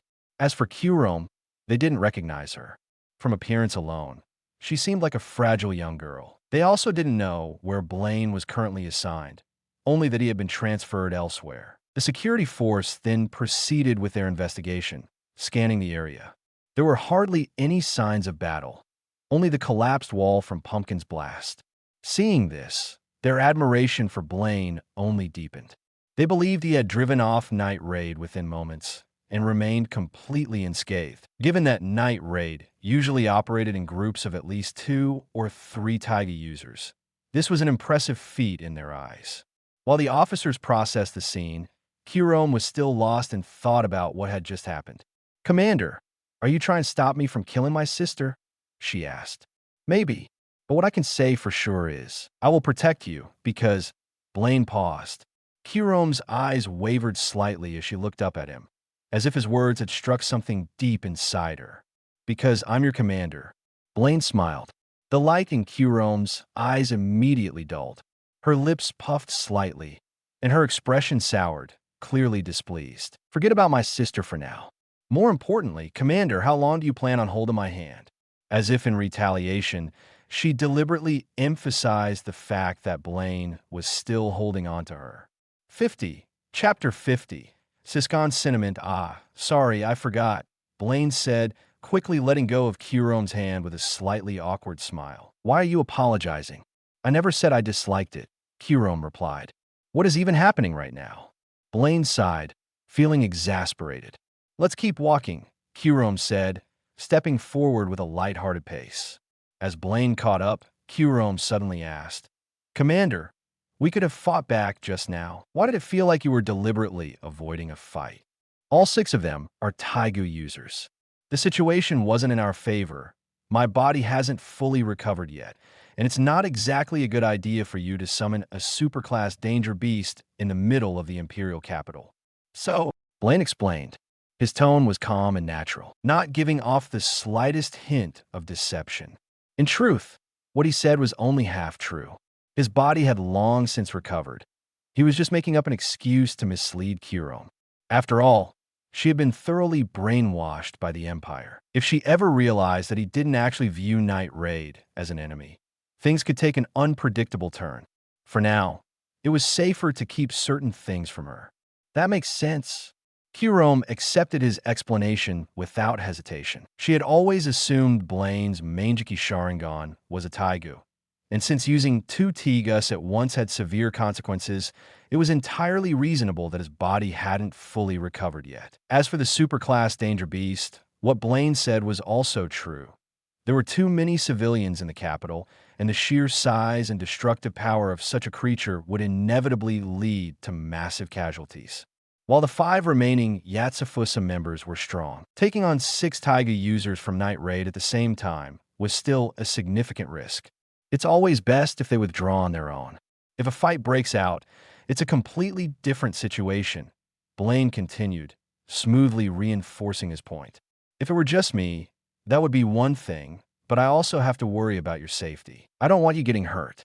I see, Kirome said, nodding. Being cared for like this wasn't a bad feeling. The 2 continued their walk. However, Kirome couldn't shake certain thoughts from her mind. Out of nowhere, she began speaking to herself.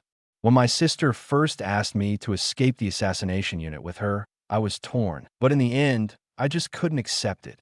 We have to prove how strong we are and earn our commander's recognition. We have to fight for the Empire. If we don't, then all our fallen comrades would have died for nothing. I think my sister didn't just betray the Empire. She also betrayed those comrades who died before her. She chose her ideals over her own sister. She spoke in a steady stream, everything centered around her sister. Blayn listened in silence. He wanted to understand what was really going on in Kirome's mind. My sister's goal is to save the people suffering under the Empire, to try and change it, maybe even the entire world. And honestly, that kind of determination is what I love most about her. Kirome clutched her head, her face pained. But even though I admire that part of her, I still can't forgive her. My thoughts are a mess. Every time I try to think deeply about this, my mind just turns to chaos. She was aware of her own contradictions, yet she couldn't understand why they existed. No matter how hard she tried, her mind wouldn't allow her to fully process this issue. It's obvious. You've undergone too much brainwashing, Blayn said seriously. The documents we found mentioned that only the enhanced team underwent brainwashing. The elite team was trained differently. That's why, when Akame realized the darkness of the Empire, she was able to leave and join the Revolutionary Army. And when Pony was about to be disciplined for her unrecoverable injuries, she chose to run away. Pony, once part of the Elite 7, hadn't joined the Revolutionary Army, but had instead fled in search of their former captain, Nagasho. Kirome's deep contradictions were undoubtedly the result of brainwashing. She loved the sister who fought for her ideals, yet she couldn't forgive her. That was because buried deep in her subconscious, an ironclad command had been implanted: never betray the Empire. No, that's not it. Kirome immediately rejected his words. A person who has been successfully brainwashed rarely believes that they have been manipulated. Kirome was no exception. Blayn knew this, so he didn't push the topic further. Whether or not that's the case, I won't let you continue being used like this. Enough about that for now. Weren't we supposed to be relaxing? Instead, we've just added more to our worries, Blayn said, his tone softening. Yeah, Kiro murmured, giving a small nod and forcing those thoughts out her mind. At least for now, she would just enjoy the walk with her commander. Meanwhile, Akame and the others had returned to the night raid base. Boss, we ran into Blayn and Kiro during the operation, so we had no choice but to put the assassination plan on hold for now, Leon reported to Najinda. You encountered those two? Well, nothing can be done about that. As long as no one was hurt, it's fine, Najinda replied, showing no signs of blaming them. That said, what did you all think of Blayn after coming into contact with him? I don't think he had much interest in fighting us, Bullet mused, rubbing his chin. When we retreated, he didn't try to stop us. If he had, we probably wouldn't have gotten away so easily. At this point, Bullet had already dispelled his demon armor form, revealing his tall figure and distinctive pompadour hairstyle. For some reason, it's kind of irritating. It feels like he looked down on us, Mine grumbled. I don't think he was underestimating us. Just that he didn't want to fight, Shill said with a smile. What I'm more curious about is that strange ability, Lubbock added. Mine's Taigu, Pumpkin, couldn't hit Kirom at all. That kind of ability should only come from a Taigu, but Kirom already has Yatsufusa. That means it must be Blayn's Taigu, and it looks like he can share its effects with Kirom, Lubbock analyzed. Blayn, huh?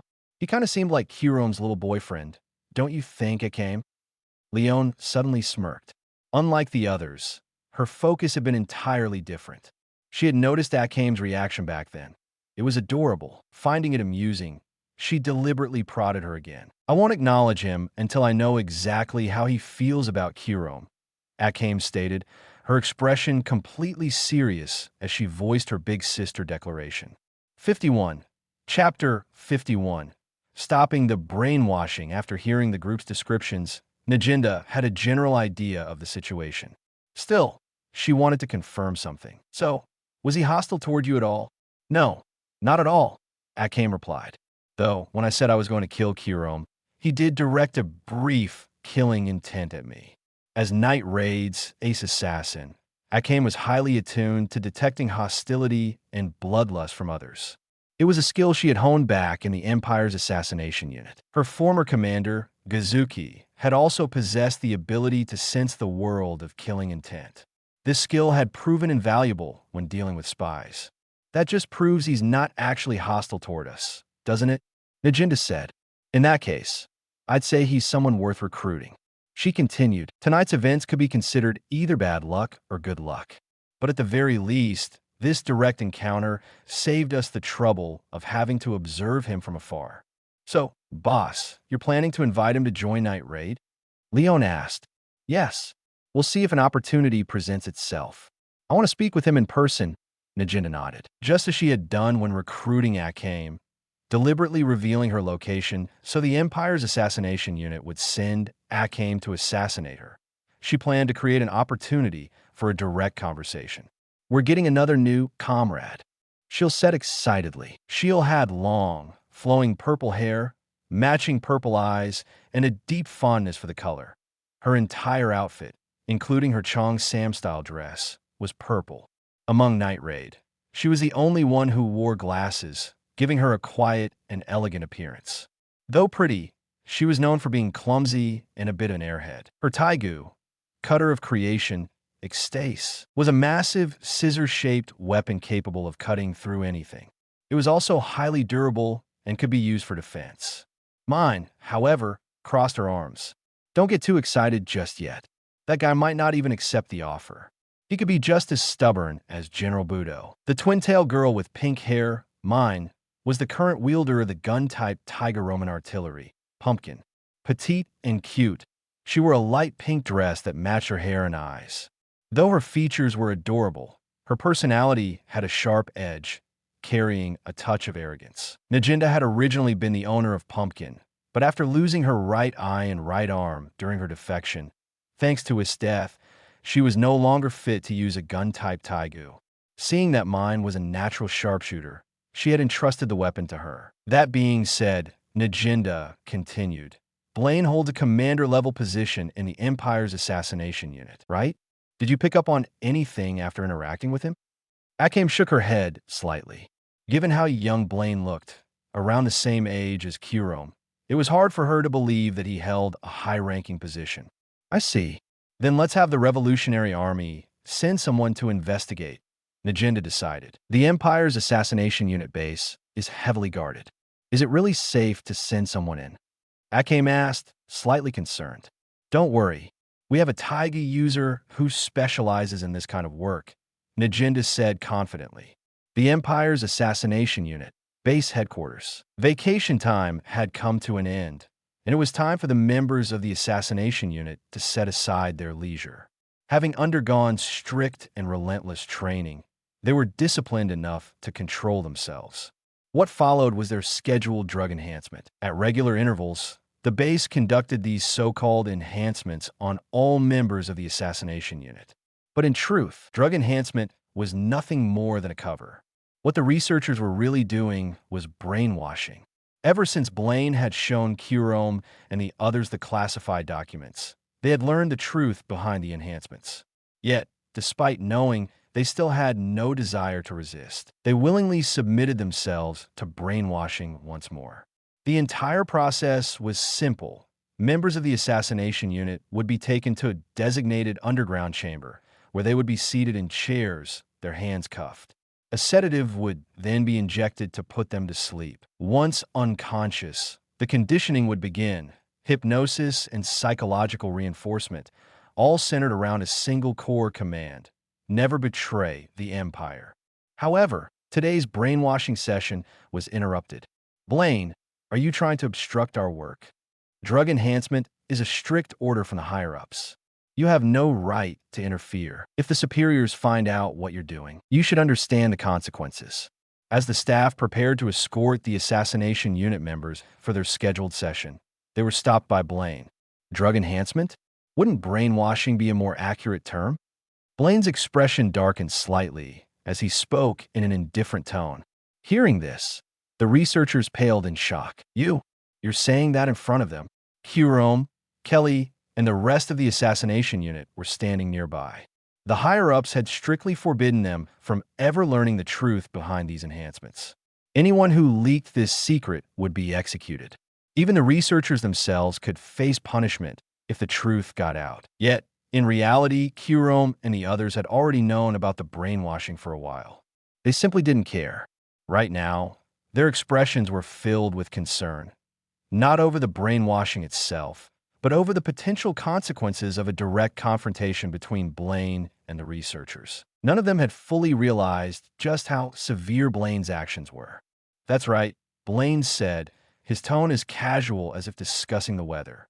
Not only did I say it in front of them, I also showed them the documents. So what do you plan to do? The researchers were stunned. Are you insane? Do you have any idea what this means? You must have a death wish. Why waste your time on those tools? One of the staff sneered. What do we plan to do? Obviously, we'll report you to the higher-ups. You'll be dealt with soon enough. Their resentment toward Blayn had already been simmering since the last Danger Beast materials incident. They had been forced to let that matter go, but they had never forgotten it. Now, Blayn had handed them the perfect excuse for retaliation. It was only at this moment that Kurome and the others realized how serious the situation was. What do you mean?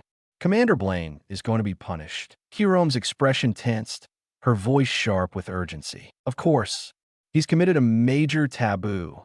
He'll be executed. Though I doubt it'll be quick. A staff member smirked coldly. Before that, he'll go through some extensive interrogation. Not only him, Seiryu will also be treated as an accomplice. Yet, despite these threats, Blayn and Seiryu showed no trace of fear. They remained calm, indifferent. In fact, Seiryu's expression slowly twisted into something deranged. 52. Chapter 52. Gia Foundation. It's really that serious? Commander Blayn is going to be punished by the Empire because of us? This has to be a joke, right? Commander, please explain to them. There might still be a chance, right? Upon learning that Commander Blayn and Commander Seiryu were facing punishment, everyone in the assassination unit panicked. They had already lost so many comrades, and now even their two most trusted commanders were about to be taken from them. Hirome's expression darkened with sadness. But if this was the Empire's decree, there was nothing she could do. If she had ever thought of changing this fate, she and Akame wouldn't have parted ways, and their former comrades wouldn't have been disposed of one after another. Chance? Keep dreaming. Even if you beg for mercy now, it's too late. The staff laughed arrogantly. Watching Blayn and Seiryu grovel would be amusing, but seeing them tortured was far more satisfying. Master, can I kill them? Seiryu sneered as she turned to Blayn. The staff's laughter came to an abrupt halt. The arrogance they had just displayed vanished, replaced by sheer terror as they stared at Seiryu. What do you think you're doing? Do I even need to say it? Naturally. I'm here to pass judgment on you, evildoers. A grin spread across Seiryu's face, not one of arrogance, but a twisted, terrifying smile. Igriega yudare. What you're doing is a grave crime, a capital offense. Some of the staff shouted, desperately trying to invoke the rules of the Empire's assassination unit to intimidate Blayn and Seiryu. Others had already decided to flee, turning swiftly to make their escape. Leave no one alive. Blayn spoke calmly. With their master's approval, Seiryu and Koro sprang into action. Most of the staff were ordinary people with little combat ability, but they had their own means of survival. Each had concealed a special drug within their molars, far more potent than the ones used by assassination unit members. While the effects were stronger, the side effects were also severe. Their bodies swelled rapidly, muscles expanding until their clothes ripped apart, transforming them into monstrous figures. Kill you. Bulging veins covered their faces, their speech slurred and their minds clouded. But in the end, ordinary people were still ordinary people. No matter how much the drug enhanced their abilities, it could never bridge the overwhelming gap in strength. At this point, there was no room for mercy. If Blayn left them alive, his superiors would surely come after him and Seiryu. Eliminating them now would at least buy some time. He didn't even need to use the jutsu of double Kamui. The base abilities of his Mangekyō Sharingan and the black and white dual swords of his Shingu were more than enough to crush these fools. Just moments later, with the last staff member's head severed by Seiryu without a trace of emotion, every person present had been wiped out by Blayn and Seiryu. Seiryu then ordered Koro to devour the bodies, leaving behind only bloodstains and the remnants of battle. Watching the slaughter unfold before their eyes, Hirome, Kelly, and the others stood in stunned silence. See, Commander, doesn't this make your situation even more dangerous?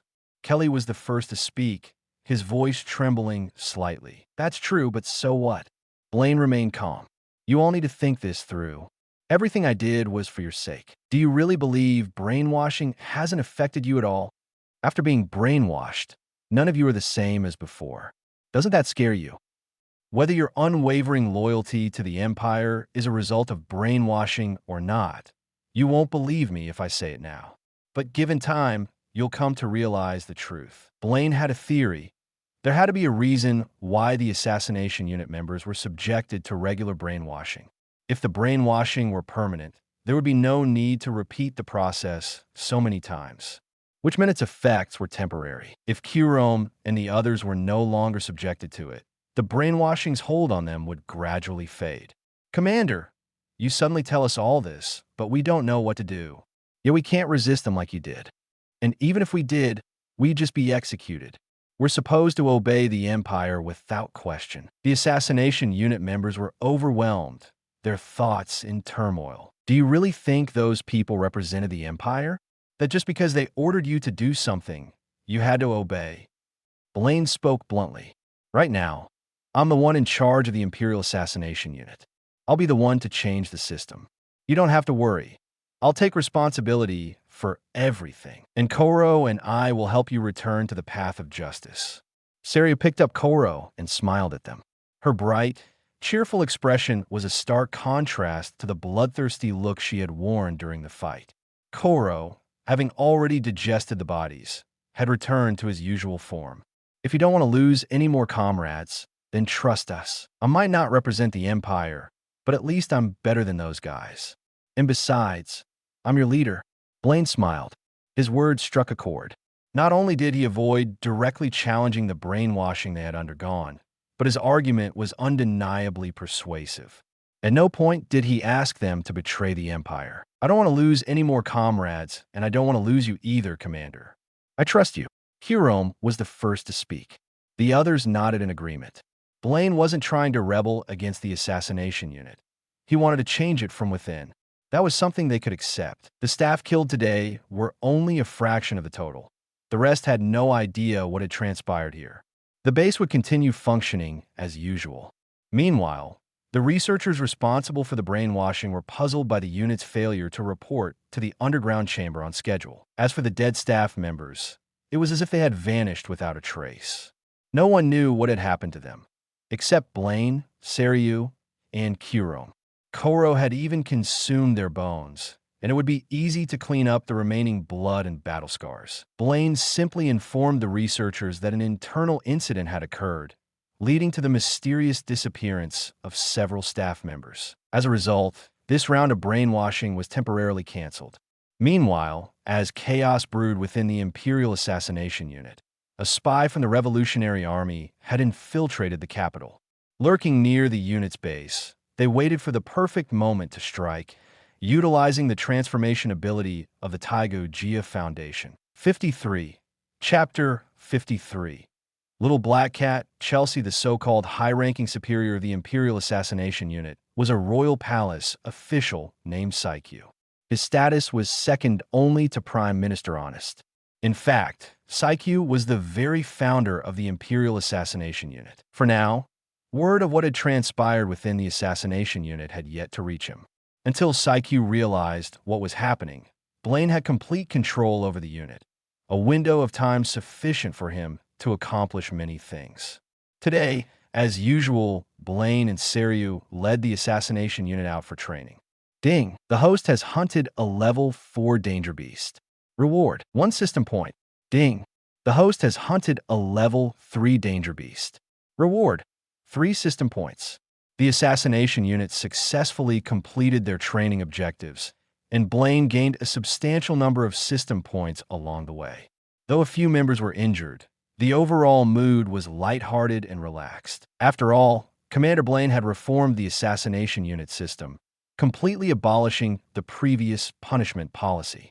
They no longer had to fear being punished for getting injured, nor would they lose comrades so easily anymore. The only thing that worried them now was the fate of Commanders Blayn and Seiryu, both of whom had blatantly defied orders from their superiors. On the way back, just outside the base gates, Blayn spotted a small black cat in the grass nearby. It looked like a stray, and it was injured. Seeing the wounded kitten, Blayn immediately walked over. "Master," Seiryu, noticing his movements, asked in confusion. Blayn crouched down and cautiously reached out to touch the kitten. After a couple of tentative gestures, he realized it wasn't hissing or recoiling. That was a good sign. It meant the kitten was naturally docile. Gaining confidence, Blayn gently stroked the kitten's head. Of course, if it suddenly attacked, he would be able to react instantly. Meow. The black kitten didn't resist at all. If anything, it seemed to enjoy the attention. "Oh, it's a little cat, and it looks hurt." Seiryu had walked over as well. "Yes, its front leg is injured, and it seems weak, probably malnourished." Blayn carefully observed its condition. What a cute kitten. Harem and the others had also gathered around. It seemed Harem had a fondness for small, adorable animals.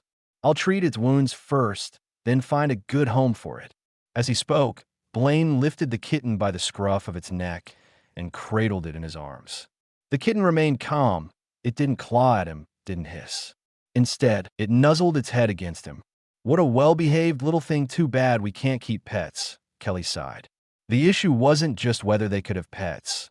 The Imperial Assassination Unit had stripped them of all personal freedom. "If you want to keep a pet, that can be arranged. Once I fully take control of the Assassination Unit, I'll lift those restrictions." Blayn's words carried a quiet certainty. Fully take control? Kelly and the others exchanged glances, assuming Blayn must have some plan to negotiate with the higher-ups. However, Blayn's intentions were far different from what they imagined. And so, with the kitten in his arms, Blayn brought it into the base. Ordinarily, only animals designated for experimentation were allowed inside. But since it was Blayn carrying the cat, the guard said nothing. In reality, the injured stray cat was actually Chelsea in disguise. She possessed the Taigu Phantasmagoria Gia Foundation, which allowed her to transform into anything she desired through sheer will. Disguising herself as an injured stray cat made it easier for her to move unnoticed near the Imperial Assassination Unit's base. Her original plan was to find an opportunity to infiltrate the base, but she hadn't expected things to take such an unexpected turn. When Blayn had walked toward her earlier, her first instinct had been to run.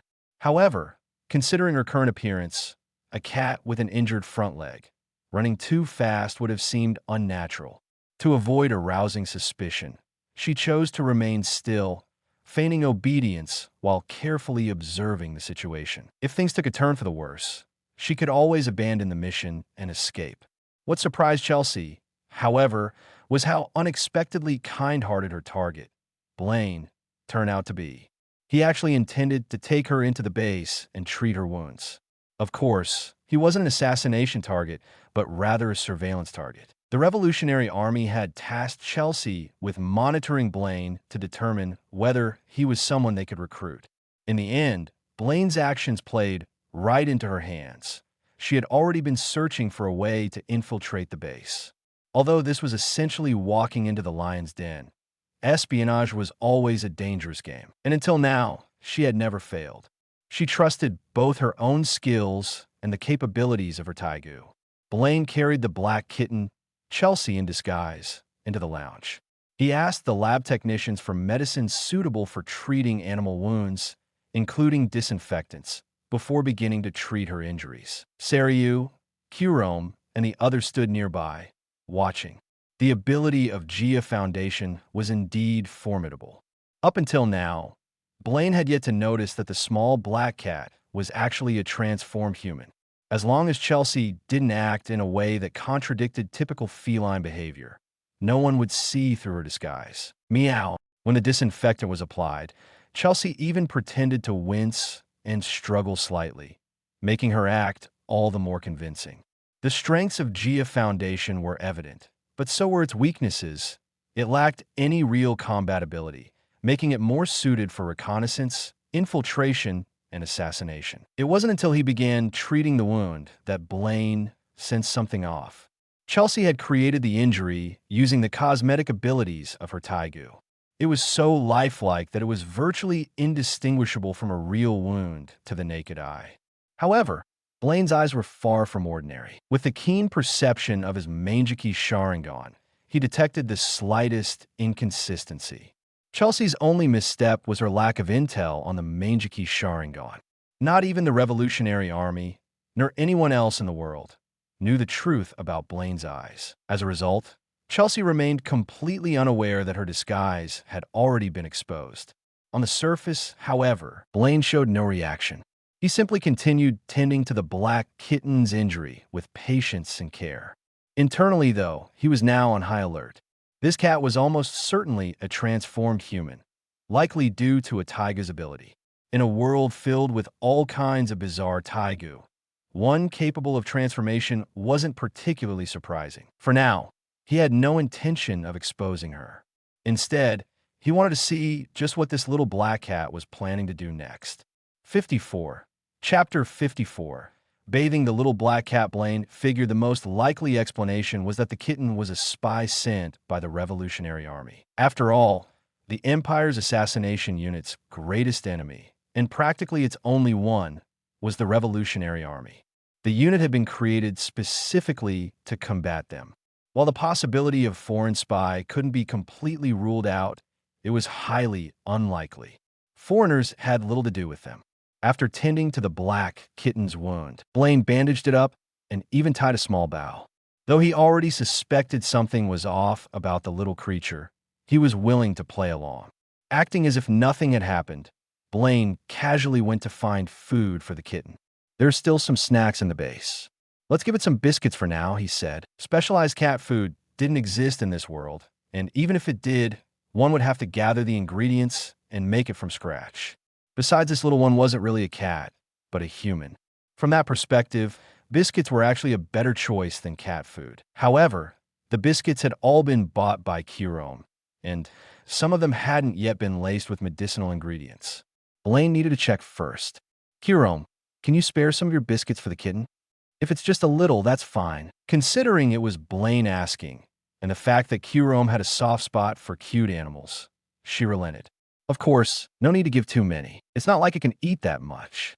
Blayn took a few small biscuits and grabbed a little bowl to place them in.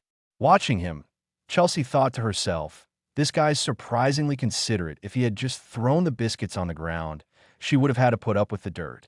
Having a bowl was much better. Maintaining her act, Chelsea naturally sniffed the food first before starting to eat. Kirome, Kelly, and the others gathered around like curious children, watching the little black cat eat. Having never owned a pet before, they found the sight rather fascinating. Being stared at by so many people made Chelsea a little uncomfortable. Seriously? Have these guys never seen a cat eat before? She thought. Then again, it made sense. From what she knew, the Imperial Assassination Unit had no freedom whatsoever. The Empire had molded them into nothing more than pure killing machines. Chelsea understood the Assassination Unit well. The organization she had previously belonged to, Orberg, had clashed with them head-on. In the end, the unit's elite squad suffered heavy losses, while Orberg was completely wiped out, save for Chelsea herself. Most notably, their leader, Mayor Raid Orberg, had been killed by Akame back when she was still with the Assassination Unit. Mayor Raid was one of the key figures who ultimately led Akame to defect to the Revolutionary Army. Meow. After finishing the biscuits Blayn gave her, the little black cat didn't ask for more, but simply tucked her paws in and rested. Looks like she's full, Blayn noted. Sari reached out, wanting to pet the kitten. Chelsea maintained her well-behaved cat persona. At the same time, she grew wary of the small, white creature nearby. It looked like an innocent puppy, but something about it felt off. There were biological T-Gus, after all. This little thing could very well be one of them. Chelsea raised her guard against Koro. Next, I need to give it a bath and deworm it. There should be some herbs in the lab for deworming. I'll bathe it first, then take care of the deworming, Blayn suddenly said. A bath? Deworming was one thing, but bathing was another. Chelsea couldn't help but feel a little embarrassed. Even though she was currently in the body of a small female cat, being bathed by someone else meant being touched all over. That thought alone made her uncomfortable. No matter what, she was still human on the inside. But at this point, she had no choice but to go along with it. Abandoning the mission wasn't an option. As an assassin, she was willing to do whatever it took to complete her mission. Even if it meant sacrificing an important comrade, she had to be prepared to let go when necessary. Such sacrifices were a necessary price, and she believed they were worth it. That was why, in the original story, even though Chelsea knew Akame was the primary reason for the annihilation of the Orberg, she showed no hostility toward her. As fellow Revolutionary Army members, their shared interests took precedence, and Chelsea treated Akame well. At the very least, the Orberg's downfall had severely weakened the Empire's Assassination Unit, and had also led to Akame joining their side. To Chelsea, those sacrifices had been worth it. Right now, all she had to do was grit her teeth and endure it. After all, she was in a cat's body. This shouldn't be too unbearable. Meanwhile, Blayn hadn't even considered whether the black kitten was male or female. He wasn't overthinking it. He just felt that bathing a stray cat was the natural course of action. But before he could take the kitten to bathe, an unexpected guest arrived from the Empire's Assassination Unit. Commander, General Death is here, a young man reported to Blayn. All right, I'll go meet her. Blayn nodded slightly. Death's sudden appearance didn't surprise him anymore. As he prepared to meet her, he kept the small black cat in his arms. If he let it go,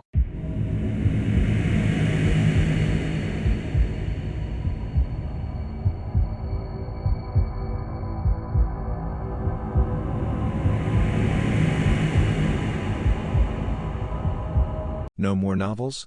Take part in the voting. The most requested novels and those with the most likes will be chosen for publication on euroaudiobooks.com. There, I can upload as much as I want without the risk of receiving a strike. Our 18 novels and other content that exceed what is morally acceptable are only published on Patreon or the free novels page. Remember, the site is funded by donations on Ko-fi and Patreon memberships.